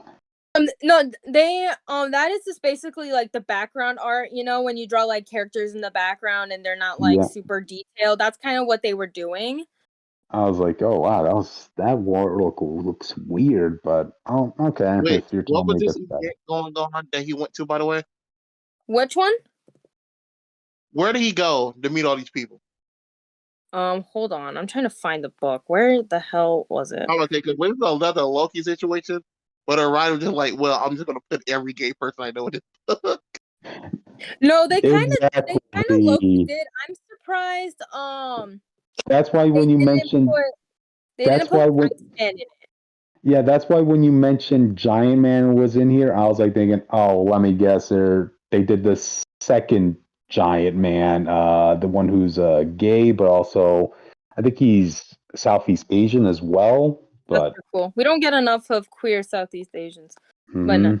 Yeah, no. So basically, in the background of some of these, obviously, we see North Star and Kyle. We see Viv, and we see like America, and they're like all like cheapy-fied, I guess you could say. That's like part of the art style, which I don't mind. You know, Mhm. it's pretty all right. I think it's funny how they drew Steve in some of these panels. I'm gonna make these into reaction pics. Hold on. Oh, Wait, what is this? Where is he? Where is who? Where are these people meeting at? They're meeting at a center, like this, like newly opened like center to help, like I believe. Let me hold on. Let me look back into this. If not, No, I was asking. I'm like, what casual no, place they did he walk opened up a into new to get center. hero review? Yeah, they opened up like a new center for like I believe I'm for like homeless people and like the queer community or something like that. It's like a whole thing. I You gotta got be another. homeless. You gonna come in for homeless and queer? I don't Oh know. man, Hey, there's a lot of queer homeless people, man. a lot of homeless people in general, but There's a lot of. No, you gotta be homeless and queer, bro. Don't be sexist. That's what they mentioned in it. That's what Steve mentioned in this. Like I said, this is still like the first part of like I don't know how many parts, so we have some time. Mhm. So I'm not gonna give too much crap because it's setting up a story. Yep. And this is an Infinity comic. This isn't like a fully printed out thing. I read Gotcha. 2 Infinity that were amazing. Oh. So I'm calling them for the same level of writing. I'm reading Jeff. It's Jeff that's now been printed. That's so good that it got sold out of my comic book shop when it got printed. So yeah. Oh yeah, no, they sometimes print some of the Infinity comics. I actually have Aaron Fischer's introduction issue signed by the writer. So Mm-hmm. Mm-hmm. yeah. Okay. Any final thoughts? Excited for the next issue, which I believe is coming out this week. Cool. If everyone's Captain America, what's the point of the captain title? Can't we have a Sergeant America? Exactly. Can we have a Sergeant? Colonel America? Yeah, a Private Colonel America? America? You know? We're gonna have a You know, movie. man, okay, you could be a kid and your opponent can be ants, and you call yourself Captain America, Captain America. Okay? What about the soldier, American soldier? That's what he can be called. We're- We got a U.S. soldier, Well, the U.S. keep in mind, agent. he We're gonna specifically have calls himself Captain America of the Railways. So no. that's something. We're gonna have a movie with Sam Wilson being Captain America, and nothing's gonna be held back with his fights. He's gonna be fighting damn Hulks. And Let me do something. say what you want about John Walker, but he had to deal with dang super soldier terrorists. So, yep. I made All a right. new reaction picture out of that one panel of Steve because that was funny. What the? Okay. Any final thoughts? Hey, Any final Let's thoughts? move on before Krypton has an aneurysm. For real, he's gonna have an aneurysm. anyway, Jake, I'm gonna go mute DM me when it's over. Okay. Okay, I'll let you know. All right. I'll bug you with all the emojis. I think I'll introduce the topic because we're going to be talking about Amazing Spider-Man number 25. Now, how about you guys come in? Did you read this, Jake? No, but I did want to make a PSA. There are a lot of comics out there that are very terrible, and the truth of the matter is, you don't have to buy them. The only reason we're talking about them is because it's good content. Okay, but you don't have to be us. Don't be greedy. Stand up for your beliefs. I mean, I don't even read much comics anymore, but damn it, you don't have to. All right, I'm just saying, stand up for your beliefs. I took a bullet for all y'all. Yes, have that one friend that would take a bullet for all y'all. Okay. Yes. We have YouTube reviewers. We have YouTube reviewers for a reason. Okay, they read it so you can choose if you want to. Mm-hmm. Anyway, go ahead, Krypton. Okay. I'm hating Cryptid. Okay, so answers are revealed. Let's get that out of the way in this issue. In this issue, we open up to what happened after Peter escaped the universe, that world, and MJ, she's crushed, like she's saddened. She stays at that place for a couple days, right? Waiting for Peter to come back. But Paul's like, look, he's not coming back. Like, we gotta get out of here. We gotta find shelter. And Mary Jane, she actually smacks Paul in this, say, no, shut up, you don't know anything. He will come back. I have faith in him. He will never let us die in that stuff. But then after a while, Mary Jane realizes after a month passes that we kind of need to get out of here. We need to find shelter and this and that. So they brave the apocalyptic world that is this place. You find that Aaron's a scientist who's studying the stuff in this world and notices, symbols actually have a really big amount of power over here. I'm noticing if you put a combination of these symbols together, something unpredictable is going to happen. And coincidentally, the most dynamic symbol just happened to look like a 7. So, all right, that's going to be important later on. Basically these two went full commando mode, braving the harsh natures of this world with the Scrabble Man trying everything he can to go after and kill these two. And that's what brings us to 3 months later, where you see Mary Jane and Paul find shelter in a wood cabin. They're together. It's cold. And that's when it happens. That's when they open the closet to find 2 children there. Damn,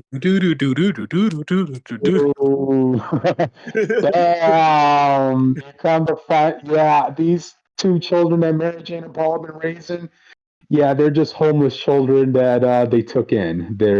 Mary Jane did not give birth to these 2. The one with the red hair just coincidentally had red hair. All right, so No, that seems too coincidental. No, it's coincidental because they want you to think it's actually Mary Jane's kids to gaslight you. So, gotcha. Well, when are they not gaslighting me with this book? Okay. Well, they're not gaslighting you, but to gaslight the Spider-Man audience. That's why they did it. Mm-hmm. Gotcha.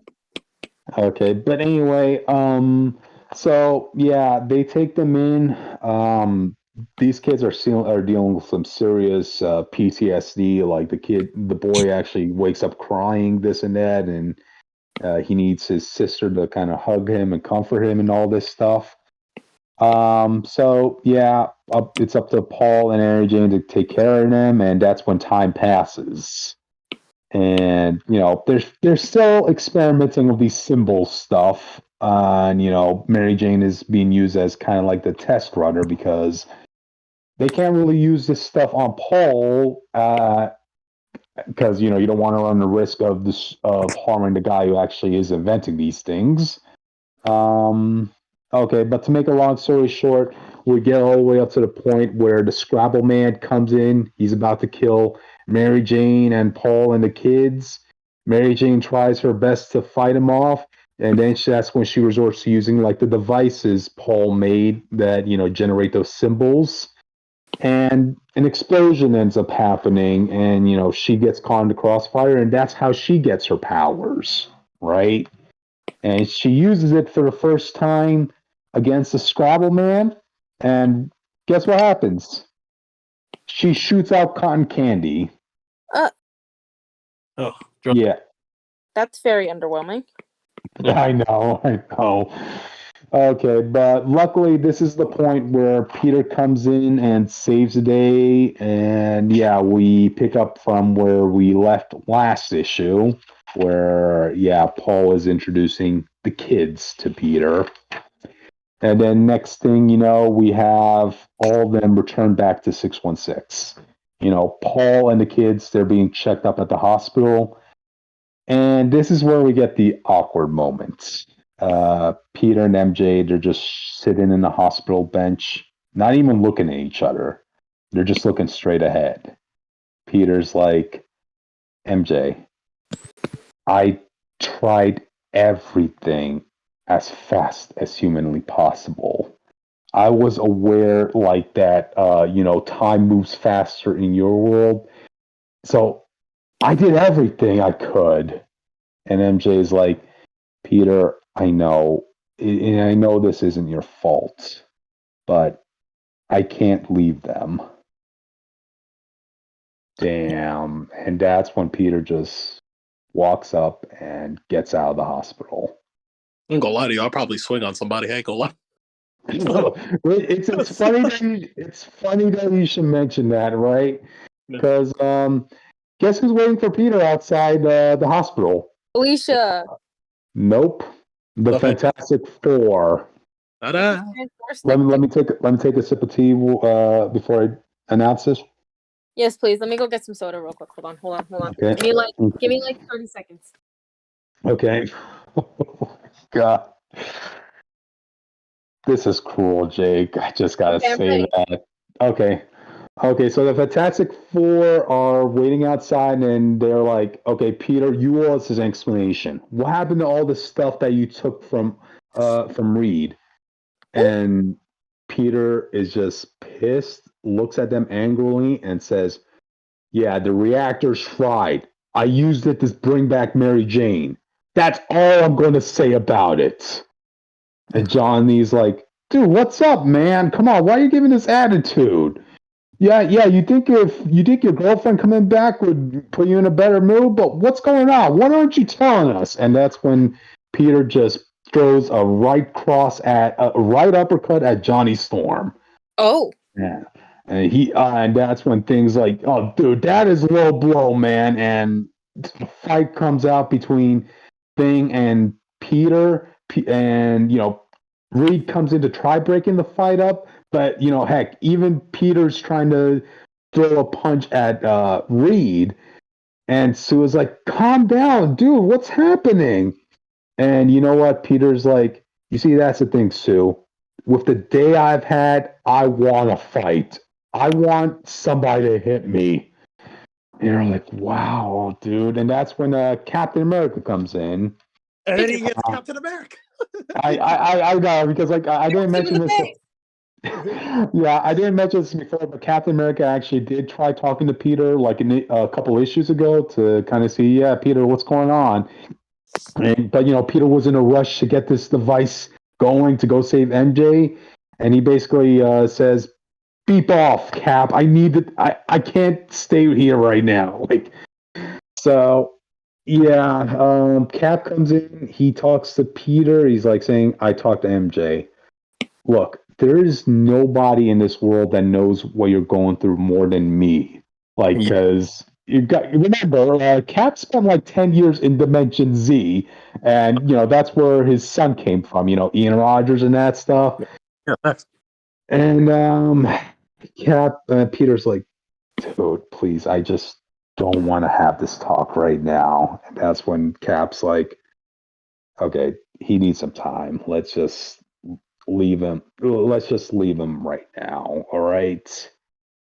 He needs to go to therapy. Well, now, all of this makes the whole fight with them make sense. All that makes, because I ain't gonna lie to you, bro. If I went through what Peter went through, I'll probably swing too. That's why I wanted to also bring up. I know a lot of people are out there saying like, "Oh my God, Peter's being so irrational, out of character." No, as a man, I would say that is justified. Like you just lashing out after this. I'd be so angry because it was like I did literally nothing wrong and I lost everything. That's not my fault. I tried everything as fast as possible. I stole from little girls, damn it. Technology from a little girl. The Avengers for you. I bought the Fantastic Four for you, and you do this to me. I'll be so mad. And keep this in mind, it was also justified as to why Peter just couldn't, take a minute or two to explain the situation to everybody as to what he's doing is because, all that rushing he had to do was worth it because he popped in right at the time where MJ and Paul were about to get killed, It was like, So- yeah, if Reed was like, "Yo, slow down, let me understand what's going on," that probably would have been like her death right there, you know. Pretty much, yeah. So, That I think- moment where MJ just said, "I can't leave them." Oh, dude. I think it just, now that said, we shouldn't even be this. This shouldn't even be the arc to begin with, right? Like the arc shouldn't be breaking up Peter and MJ after last arc. Excuse me. After last arc, being like they'll always be together. They know they can be together now. Mhm. But the reason, but getting here, it's a little bit better written. I accept like Peter being so angry. What I am confused about though is why is the Fantastic Four and Captain America and the Avengers mad at Peter though? I think because now the Cap knows and the Fantastic Four know, I wouldn't really be mad at him. I'll be like, yeah, bro, he just needs to cool off. We're still cool. It's okay. You know. I can see Captain America understanding, but like, when we saw them at the present, right? The Fantastic Four, like, we never want to talk with you again, Peter, after what you did.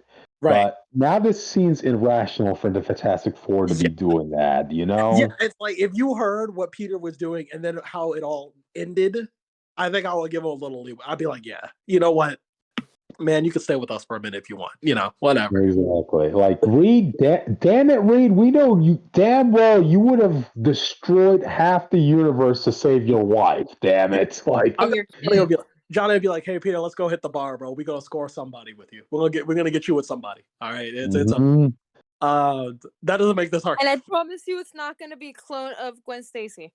Yeah. Like this arc better, but it does make this 3-part story better. This is just depressing, man. This is cruel. Like, Peter, he had a wedding ring in his pocket that he's been saving. Like, he and MJ were going to move back into the same apartment together.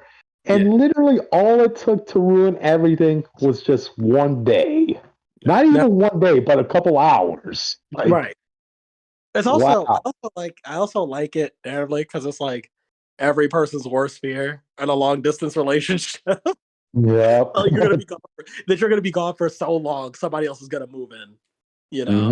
And you're just gonna be so angry because there was nothing you could have done. So I kind of exactly. And honestly, I want to look at Paul's perspective in all of this. Do I really want to consider him an innocent bystander? No, dude. Peter is the guy. Peter is a superhero. He came in and saved all your butts. He got you guys to go back into the real world and get help and all that medical treatment and that stuff. Yeah. You took the love of his life and are raising children with the love of his life. Like, there's compromise. Like, you're not even like, you know what, MJ, look, I know what we went through there, but it doesn't matter. You could have been like, hey, look, like this isn't right. You should try to make things work with Peter. You should not be stuck here. Something like that. Like that was it makes Paul seem worse. It makes MJ seem worse too. Because I know it's supposed to be like, well, Peter, things happen, but it's like, he was coming back. I don't know why you like. What do you mean? Only 4 years passed. I want to point that out because that was stated in this book. 4 whole years. Oh, well, they made sure it was very long. I don't know. I don't know. Yeah, I feel like we can all agree that when Marvel needs someone to use as a punching bag, Peter Parker is right there. Well, it's for the right. Well, Peter Parker is the right fist, and Daredevil's the left fist, and they just like hit him. I know, right? Question: If either of you two were in Paul's position, how would you handle the situation once you all got back to 616? Honestly, I would tell her maybe work things out, Peter. You know what I mean? I was gonna say the same thing. Like, try to work something out. Like, I know you guys aren't gonna get back together, but you know what? At least figure something out. Yeah. I would have been like, MJ, look, I could get a job. I know some tech. I could take turns, watching the kids. All right, just this is cruel to Peter in all of this. All right, we could work something out with the kids. if we're being real, like Peter can hook me up with the job with the Avengers or something, like as a technician or something. I could be their tech guy, something. I don't know. I could get a job at Stark Industries probably. Exactly. Yeah. When he and MJ were in that world, like he was the one making all the devices that ended up giving MJ her powers. Yeah, I think. Him finding a job shouldn't be that hard. Yeah, I think it makes me hate Paul more. But like I said, it's weird. I'm conflicted, right? Because like that's really well written. I would say that's actually well written. If like how you're saying it is how it came on page, that's really well written. My problem is just we shouldn't be here. This should not be the arc immediately after the last one. And it's also like just like, dude, like we spent the whole arc trying to fix One More Day, and then you do this. That's kind of where that's kind of on you. It can be as well written because that story literally ends with Peter and MJ being like, "We can do anything together." 6 months later. I'm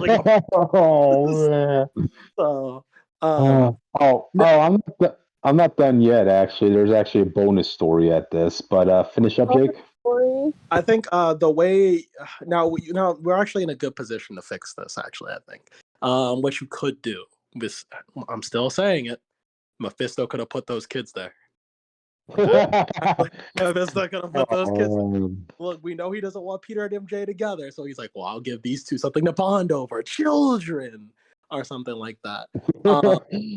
Or of course we also know if MJ gets like 3 of the wrong symbols, then maybe it erases her kids or something.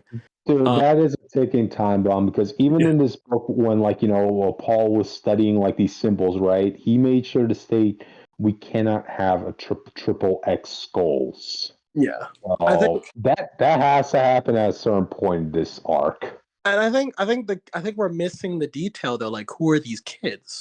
They just adopted them, but like, why were they there? Did they explain that? They just found them in the closet in this abandoned house. Like, all you could really state is that, like, okay, when humanity got wiped out, like their parents like died in front of them or whatever. Yeah, and Mary Jane and Paul were the only parent figures they had throughout that whole time. See, that seems like also like that might be expanded on more because they seem like plot devices. I know. Paul himself seems like a plot device. Like Paul's a plot. But the thing is, like, it has to be. We have to make this clean, so we have to see that, like, maybe MJ isn't happy with Paul. She's just making the best situation for the kids. I don't know, but she doesn't want to talk to Peter about. Because you could argue, you could spend like this, right? Give me like a quick second. I need to check something. Oh, okay. Go ahead. Let's pause. You could. Are we really pausing? I mean, we'll just wait for Witch to come back, and then you'll state what you want to state. Okay. Hold it in like I was with Aaron Fischer, man. Hey, for the audience, if you hear anything that sounds like raining, it's because it's raining where I am, and also don't talk crap about Aaron Fischer. I'm a part of the Aaron Fischer Cooper Cone Protection Squad. Did you really want me to wait, or were you just saying you're going to be right back? I was going to be right back because I was trying to see if it was raining, because I was like, why does my AC sound a lot louder than normal? Oh. And then I checked, because I saw on my weather app that it was supposed to rain today, but it didn't rain while I was at work, so I was just waiting. And now it's raining. Okay, well, lost my train of thought. Was talking about the kids or something? Man, I'm really gonna hate this when I see the recording. I'll be like, what was I saying? just make it up, man. I don't. The kids. The kids seem more like a plot point. Paul is really here to. I lost it. I don't know, man. I lost it. I can't do it. See what you did, Rich? Yeah, just mutant side. Okay, let me just talk about the bonus story that came in here. Maybe that'll jog your memory on something. Okay. All right. So we go to Peter and Felicia, right? And they're both going on a trip to Omaha because apparently one of Felicia's friends is getting married.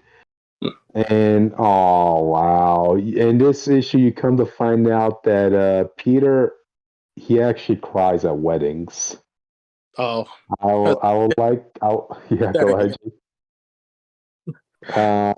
I would like to think that's a subconscious thing because, like, dude, this used to be me. Like, go. oh, like, I didn't remember it. I didn't remember my point. I think. Okay. I think also what we could do is introduce like MJ and Paul. Maybe they're not together. They're being together for the kids' sake, so they have a stable home or something like that. yeah. But maybe they're not like they're just making the best of the situation. But MJ doesn't want to talk to Peter about it because he doesn't want Peter to be like try to wiggle his way in. She would just rather be like, Peter, like it's not gonna work, something like that. She'd rather just say that. She literally stated, "I have my life outside of Peter Parker." Dang it! Like, yeah, but again, let Mary Jane be her own person. She can. I'm saying if they're going to put the genie back in the bottle, right? Maybe they could just be like, she's just putting up a front for the kids because she doesn't want to break up the kids from their new parents, basically. Gotcha. But maybe it's too late. Maybe Peter and Black Cat actually get serious, and now it's like, MJ, you're too late. All right, but I did everything right, Peter. That's too bad. There you go. But Felicia is pregnant. How about that? Yeah, and Felicia's pregnant now. There is no going. Oh God, what is happening? And now we wait 6 months later. I zone out for 2 seconds, and then all I hear is Felicia is pregnant. I'm like, what? MJ's just a mess. She's made an enemy of her acting friend. She's like, damn it, Peter. Okay. Can I like say something while I don't know how much more there is to this issue. But we'll still talk more. Yeah, go ahead. In conclusion, Peter Parker needs intense therapy that I don't think anyone will be able to give him. Yes, exactly, dude. He needs an outlet. Encrypted, you need therapy to deal with your hatred of Aaron Fischer and Cooper Cohen, aka Web Weaver. I need therapy to hold it in, which because I had a lot of issues of that comic for you were describing it, but for your sake, I was holding it in. Not very well. It's like you hate this kid for like little to no good reason. Be a topic for another time. Okay, we'll save this argument for another time. Going back. Okay. Finish what you're saying.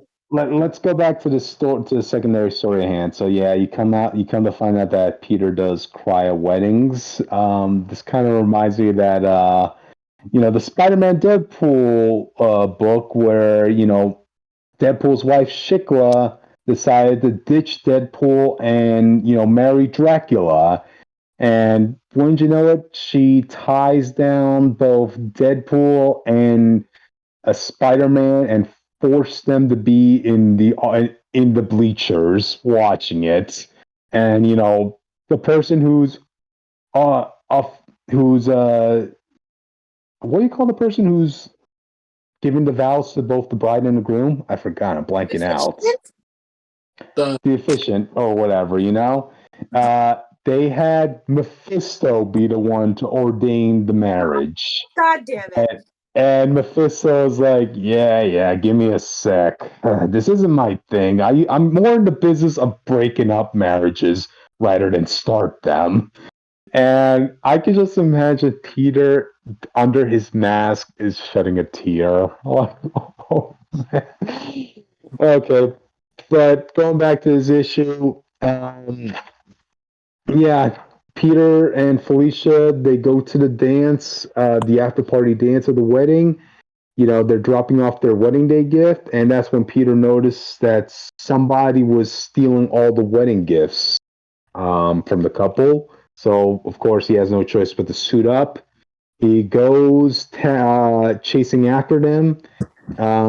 He manages to get into their car, and he does stop them, web them up and everything. But unfortunately, this chase leads them stranded in a cornfield. and there ain't nothing for Peter to swing on. So yeah, Jake. I said, but his hopes and dreams. I know. So he basically has to wait for for a trucker to come by and just give him a lift, and he rushes back to the wedding party to bring back the presents, and the people at the table are like, "Oh, thank you, Peter," and he comes back just as the final dance is ending. And P says sorry to Felicia, but she's like, it's okay, Peter. We had fun. We had fun for the time we had together, So let's go home. They really like dragging Felicia and Peter's shipping through the mud, huh? I know. That's like, I don't know what you want from me with this. I don't know how I'm supposed to feel about Peter and Felicia. I would love to be engaged with it. It just seems like they don't have any moments of their own. Yeah, no, I'm very confused on what's happening with this love triangle. Right. I don't know, because It's not a love triangle. It seems like they don't want Peter back with Mary Jane, but they also don't want Peter to enjoy being with Black Cat, but they want you to believe they're going to be a thing. So I don't even. It's very badly written. I don't know what I'm supposed to believe. After reading this issue, it makes you feel lousy. It makes you feel depressed. Right. Like, I feel like I have to report to somebody of abuse going on to this to Peter Parker, I would be okay with the first part if in the second part Peter and Felicia actually started having a nice time together or something. Yeah. Yeah. But you can't even have that with Felicia. I'm like, what do you want from us? What do you want from me? Like, what do you? But, all right. Are we ready? That's it, guys. That's the end of the issue. Yeah. So, in case you like it. It leaves you feeling depressed and lousy at the end, which, do you like something that makes you feel that way? No. Exactly. We have a choice to make. We're at 1 o'clock now. Oh, wow. Yeah, so do we do I think Spider-Man just killed the time we had. So we can either do the other two topics in Eurovision, if you guys go through all of it. I have a lot of thoughts on this past. No, either way, we're gonna do Eurovision. I just it depends on if we want the next 3 issues are really fast, so Okay. I'm with you. Y'all was on there for 30 plus minutes, bro. Y'all had to wrap that up. That was crazy. Okay, let me speed through these next 3 comics. We have Scar number 2, which I'm kind of a little disappointed on because this last issue ended on the Condor saying, "Okay, we're going to introduce Scar to getting the hyenas, right? And working with the hyenas." And this issue literally ends off on that same note. Like, we gotta get Scar the team of the hyenas. But at least you come to find out that Scar's gonna have to challenge the former leader of the hyenas. So yeah, a new character there we never got introduced to. So yeah, that's pretty much You the sure issue. that it's not going to bring back Whoopi Goldberg as the hyena and be like, he was the leader? I don't think so. Wait, was she? And the other one, Yeah. she was the leader of that trio who all the other hyenas Trio. listened to. That trio, but no, in this comic it explicitly stated that the hyenas had a queen. I know. I'm saying in the movie, she was the leader of that trio, and all the rest of hyenas listened to that trio. Okay. Well, maybe Whoopi Goldberg's character was the one that sided with Scar and was formally having to listen to everything that the former queen had to say. But we'll see more about that in the next issue. Next one, King Kong: The Great War. It has that same tone as I don't know if you guys remember that King Kong movie with Jack Black. Oh, we watched that. We watched the show. Oh my god, Jack Black was great in that movie. Yeah, he actually started acting. But anyway, This is dealing with some soldiers from a war that happened. I would assume it's like World War One, right? They don't seem to be American. So I don't know what country they're from. From your mom. Yep.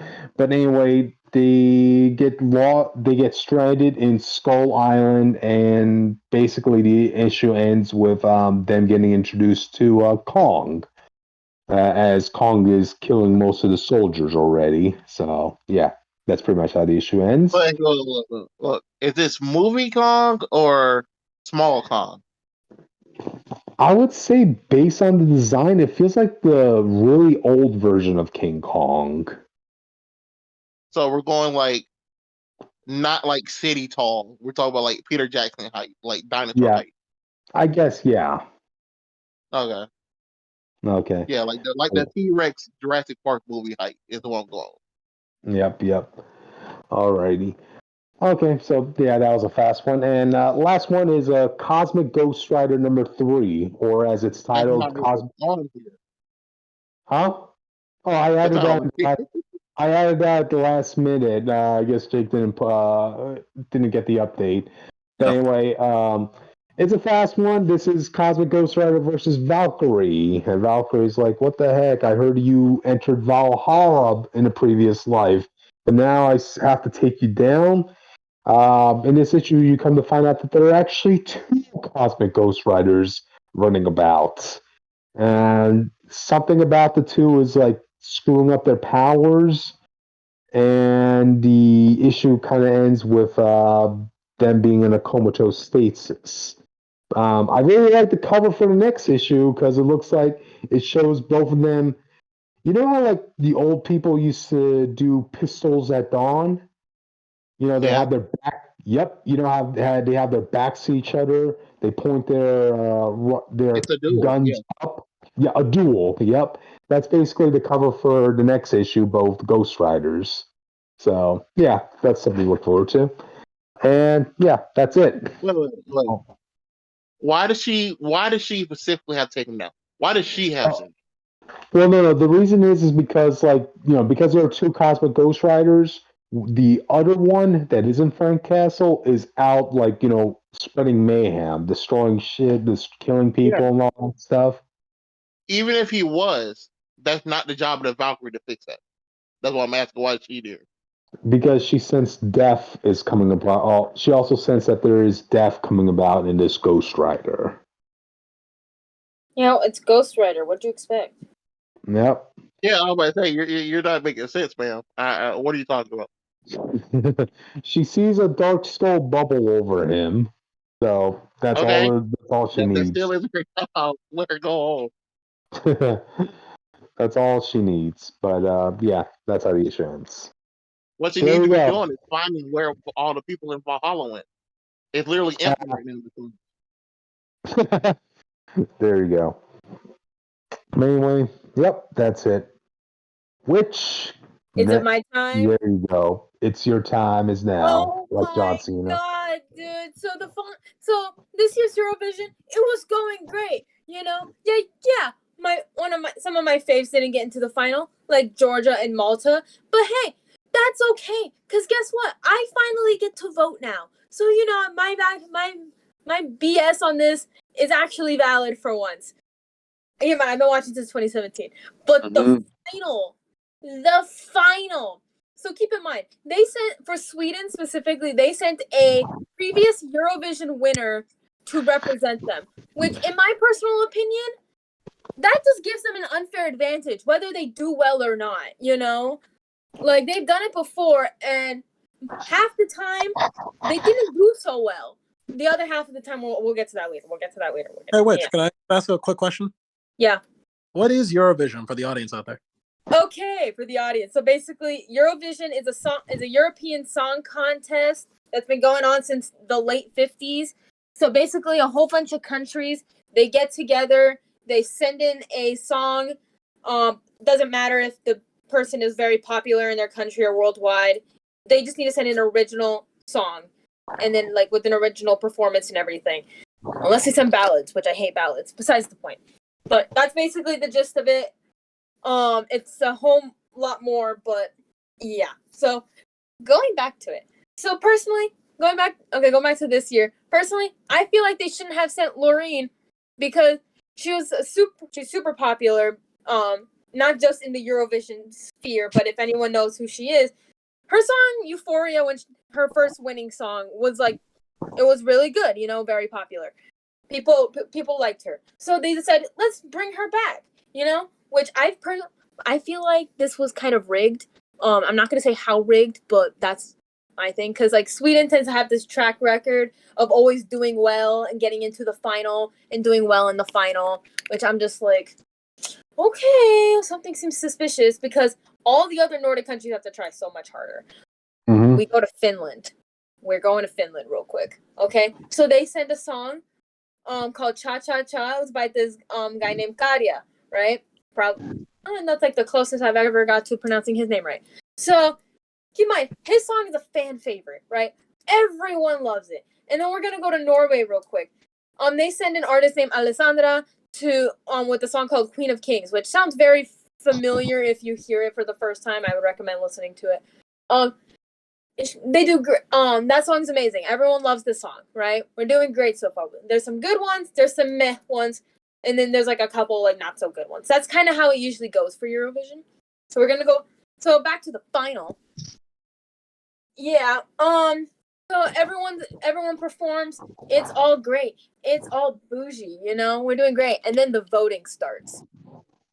Oh God, it's like a shit show, dude. It's a shit show. Oh my God, dude. Keep in mind, this week alone, this past Eurovision week, I spent $60 on votes, by the way. Most of that money went to Karja, by the way. Wow. He was a fan favorite for a reason. So, you know, the voting goes start. This is the Phanatics side of you, which coming out. Yeah. Let me get to the jury vote. So, they kind of decreased the power of the jury this year. So basically, all the contestants that were in the final this year were all determined by the fans, not by the jury, which, oh my God, thank you, because the jury. So they tend to choose songs of a very particular category. So usually pop songs, like generic pop songs and ballads. Keep that in mind. Loreen's song, Sweden's song, fits into that perfectly. And what made it more interesting is that you know, she's like a super popular in the Eurovision realm. She's a previous winner, so the juries are gonna eat that up like candy. I'm gonna preface this right now. If I see anyone send hate to Loreen, I will personally find you and block and report your account, because I don't want to see any hate. I am not trying to give hate to Loreen. I'm giving hate to the juries. That's where most of my hatred is going towards. Okay, to the juries, because the reason why the juries side of which. I need to ramble. I need to ramble about this. Go ahead. So, the reason why they brought back the juries was because the EBU, or the European Broadcasting Union, they feared that if it was just led to the public, they were only going to vote for their neighbors, and it was going to get super corrupt and everything. So when they brought back the juries, they thought, oh, okay, it's going to be great. Turns out, guess who was the actual corrupt ones? Yeah, it was the juries. Oh. They tend to vote for their neighbors and vote for the very specific group of songs that I was mentioning. Okay? Mm-hmm. So they don't usually like any songs that are considered different. We're cutting back to Finland. Their song, which I recommend listening to because it's amazing, it's not like the generic pop songs or the ballads or whatever. Yes, it has it's a mix of techno, metal, and pop, but it has a whole story behind it and everything. And it's like a conglomeration of a lot of amazing things, and that's why the fans loved it, you know? Mm-hmm. They loved it for that reason. It was different for once and all this other stuff. And so when we get to the jury vote, guess who got the alarming amount of the jury votes? Who? Guess. We don't. I don't know. people that well. I have. Yeah, it was Sweden, by the way. I've been mentioning Sweden all night. Oh wow. Gotcha. Oh well, I guessed it. Sweden. There you go. Okay, fair enough. Here's a gold star, Jake. Here's Thank a gold you. star. Hey. So keep in mind, a lot of the times during when the jury were giving out their votes, sometimes when Sweden got their 12 points, you would hear the audience in the background, either chanting "cha cha cha" or "Karia." And you can tell that the hosts this year, which one of them was Graham Norton, by the way, and I forgot her name for the life of me. I know the people can kill me later for this, but one of the actresses who's in Ted Lasso. I don't know if you guys watch that show. I don't, but I recognize her. Jake, we're gonna have to kill her. Huh. To kill her. Yeah, kill me later. Besides the point. So basically, they looked very annoyed when people were chanting for their fan favorite. Keep in mind, Finland got 12 points from I think two different juries, because it goes from 1 to 8, then 10 points, and then 12 points. That's how it usually goes around. So they finish up the jury votes. Keep in mind, it was mostly Israel, Sweden, and Italy getting most of the points. Okay, getting most of the 12 jury points. Surprisingly, some was Australia too. Don't ask why Australia and Israel and Azerbaijan are in it. Just go along with it. Okay, we don't have to get into that logistics. So they get to the popular vote. Some of the best songs this year got the lower rankings, while a lot of the fan favorites got into the top 10, right? You know, we are loving that. So we get to the last couple of countries that are getting their public votes. So we get to Finland, right? We're getting back to Finland. Trust me, we're getting there. So they get the most with over 300 points, right? Which is a lot. I feel like we can all agree 300 points is a lot of points compared to some of the others that some of the other countries got way less points. Agreed. Yeah, so the lowest was 5, the highest was over 300. So keep in mind, like I said, Sweden won the jury vote because of obvious reasons. Because I truly believe that someone's bribing the judges, and I'll get to Poland when I get to Poland. But right now, I'm talking about Sweden. Okay, we're talking about Sweden right now. We'll get to Poland. So. Yeah. So, Sweden only needed about 100 and so points to beat Finland, right? Keep in mind, people were chanting for Karia. People were hoping that he would win. You know, I spent so much money for voting for him alone. It wasn't even funny. I bet people were placing bets and everything. He just wanted to make his country proud. I feel like we should all mention that. He wanted to make his country proud and win Eurovision. There's nothing wrong with having pride over your country, after all. Exactly, right? So guess what? Mm-hmm. I'm posting the final results of the grand final. Guess who won? By a very low margin of points. Sweden. Yes, and I'm really upset about that. And a lot of people are also upset about this, right? Because if it wasn't for the jury, it would have been a lot more fair. Because, like I said, the jury chooses songs of a very particular type, right? So a lot of people wanted to abolish the jury, like myself, because it's yes at this point, and I'm calling all the jury out. Screw all of you. For real, man. A lot of these other countries would have gotten a lot higher place. Norway also got screwed over, which was also a fan favorite. You know, but keep in mind, a lot of the fan favorites did get top 10, so that's really good. And what was funny, it was that the same people, not all of them, but some of the people who said to abolish the jury after the final were the same people who didn't want countries like Croatia getting in because their song was weird and all that other stuff. I'm like, do you want the juries back or not? You know, my personal thing. So a lot of people are obviously upset, like myself. But I'm not going to give anyone hate to people who wanted Loreen to win, you know? Because keep in mind, she is the second person to win 2 times in Eurovision. The first time was with Ireland with Johnny Logan. Okay, that was the first time. That happened back in like the 80s.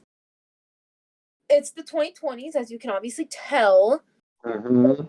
Yeah, I'm going to tell you another crime that happened in Eurovision, Poland. So, obviously, they had their national selection, right? What did the Polish ever do to you, witch? Poland knows what they did. Anyways, I'm talking about the national like competition to see who gets to go to Eurovision, okay? So, they had a couple songs. I didn't hear all the songs because honestly, I didn't really care. So they had a couple songs, and one of those songs was called Gladiator by Jan. Don't quote me on that pronunciation. It's like Jann. That's how it's spelled. So that one was obviously the fan favorite and got the most points overall, right? Especially with the fan votes. But then keep in mind they still had juries, and some of the jury members knew the actual artist that got to go to represent Poland this year. Her name's Blanka, I believe, and she's submitted a song called Slow Mo. That song is garbage. I'm going to admit it right here, right now. That song is garbage. It is awful, and don't even get me started with the live show. Oh my God, there's so many memes that came out of that alone. And I don't want to say it, but I'm going to say it. There was so much nepotism when it came to her, because one of the juries actually did the choreography for her, made the choreography for her. I believe like some of her family members and friends are in the jury as well, for the Polish jury. So I'm like, we could have had an amazing song, but no, we had to have a shit song. Are you kidding me? Oh my God. Like, it was great up until the final, I feel like I should say, for the most part. Like, obviously, there was, like, a little bit of controversies here and there, but other than that, it was actually pretty chill. Probably almost my favorite year. It's my second favorite year because I've been watching since 2017, and 2017 has a special place in my heart. In conclusion, abolish the juries or give them less power than they actually have because they suck. Congrats to Loreen. Yeah, but personally, I would have wanted Kadia to win because it's like he literally was like he was literally crying after the final. Keep in mind, I'm not gonna lie to you, and it's kind of upsetting. Well, not really upsetting, but it's like it shows when several of the other contestants saying that Finland should have won, and we're giving him like comfort and everything because Kadia believed that he failed his country, in a way. But I saw some videos of when he got back to Helsinki, so many fans pulled up to the airport to like congratulate him on like getting a shit ton of points. I think he got more points than the first and only winner for Finland, Lordi. Don't quote me on that, but like he got a lot of damn points. Like this is like the second highest scoring for Finland in years, so that was pretty cool. But yeah, criminal, Finland should have won. And I don't want to see anyone sending hate to any of the artists. Send hate to the juries, not the artists, okay? Okay, I feel like I should preface that some more. Don't send hate to anybody. Don't send hate to anyone besides the juries. Wink, wonk. No. Austin? Don't put our names in that. Austin, don't try me right now. Don't try me right now. In conclusion, a lot of people, the fans wanted Finland to win, and they didn't win. And Graham Norton mentioned this while giving out like telling people about like before the public votes came out. Next year is ABBA's 50th anniversary of winning the contest back in the 70s, and now it's being hosted in Sweden. That seems a little bit suspicious to me personally, but hey. I'm just a dumb American who is dabbling in European affairs, apparently. So, yeah, I guess. But that's just me personally. Anyways, this year was fun until it wasn't. I'm going to go watch and favorite a whole bunch of more Kadia stuff on Twitter and TikTok. Don't ask what my favorites are right now. on TikTok are. You probably can already guess from the past like 3 days. Anyways, it's crazy. It's party. I'm done. It's Eurovision. Anyway, shoulda, woulda, coulda. He didn't win. Good job, Sweden. I'm proud of you. Oh, Let's go. Shut up. You just started a war. Yeah, you're starting a war between me, you, and Finland versus Sweden. But, Gotcha. you know, Yeah. there we go. That was Anyways, go stream Cha Cha Cha by Kadia. Thank you and good night.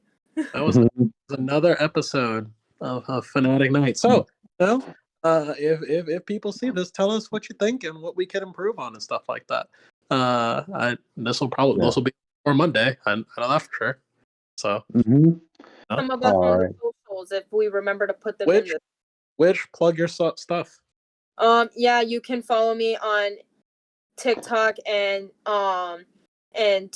Instagram by Witch of Jotunheim. There are 2 underscores in between those 3 words. And then on Twitter, you can follow me at Witch of Jotun. Jotun has an E instead of a U.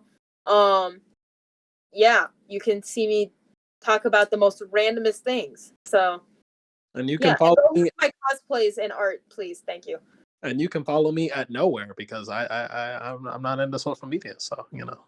You can follow me on TikTok, but I don't want you to. You have the choice to, but please, God, don't. Make that too, Jay, because I have a life outside my phone. So I have a life outside my phone too. I just happen to have social media on it. But you know what you can do? You can like and subscribe, and hit the bell for notifications. And hit that bell for notifications, so you never miss that Phanatic goodness. Fantastic. Yeah. Alrighty, guys. Bells out. Good night, y'all. Bye.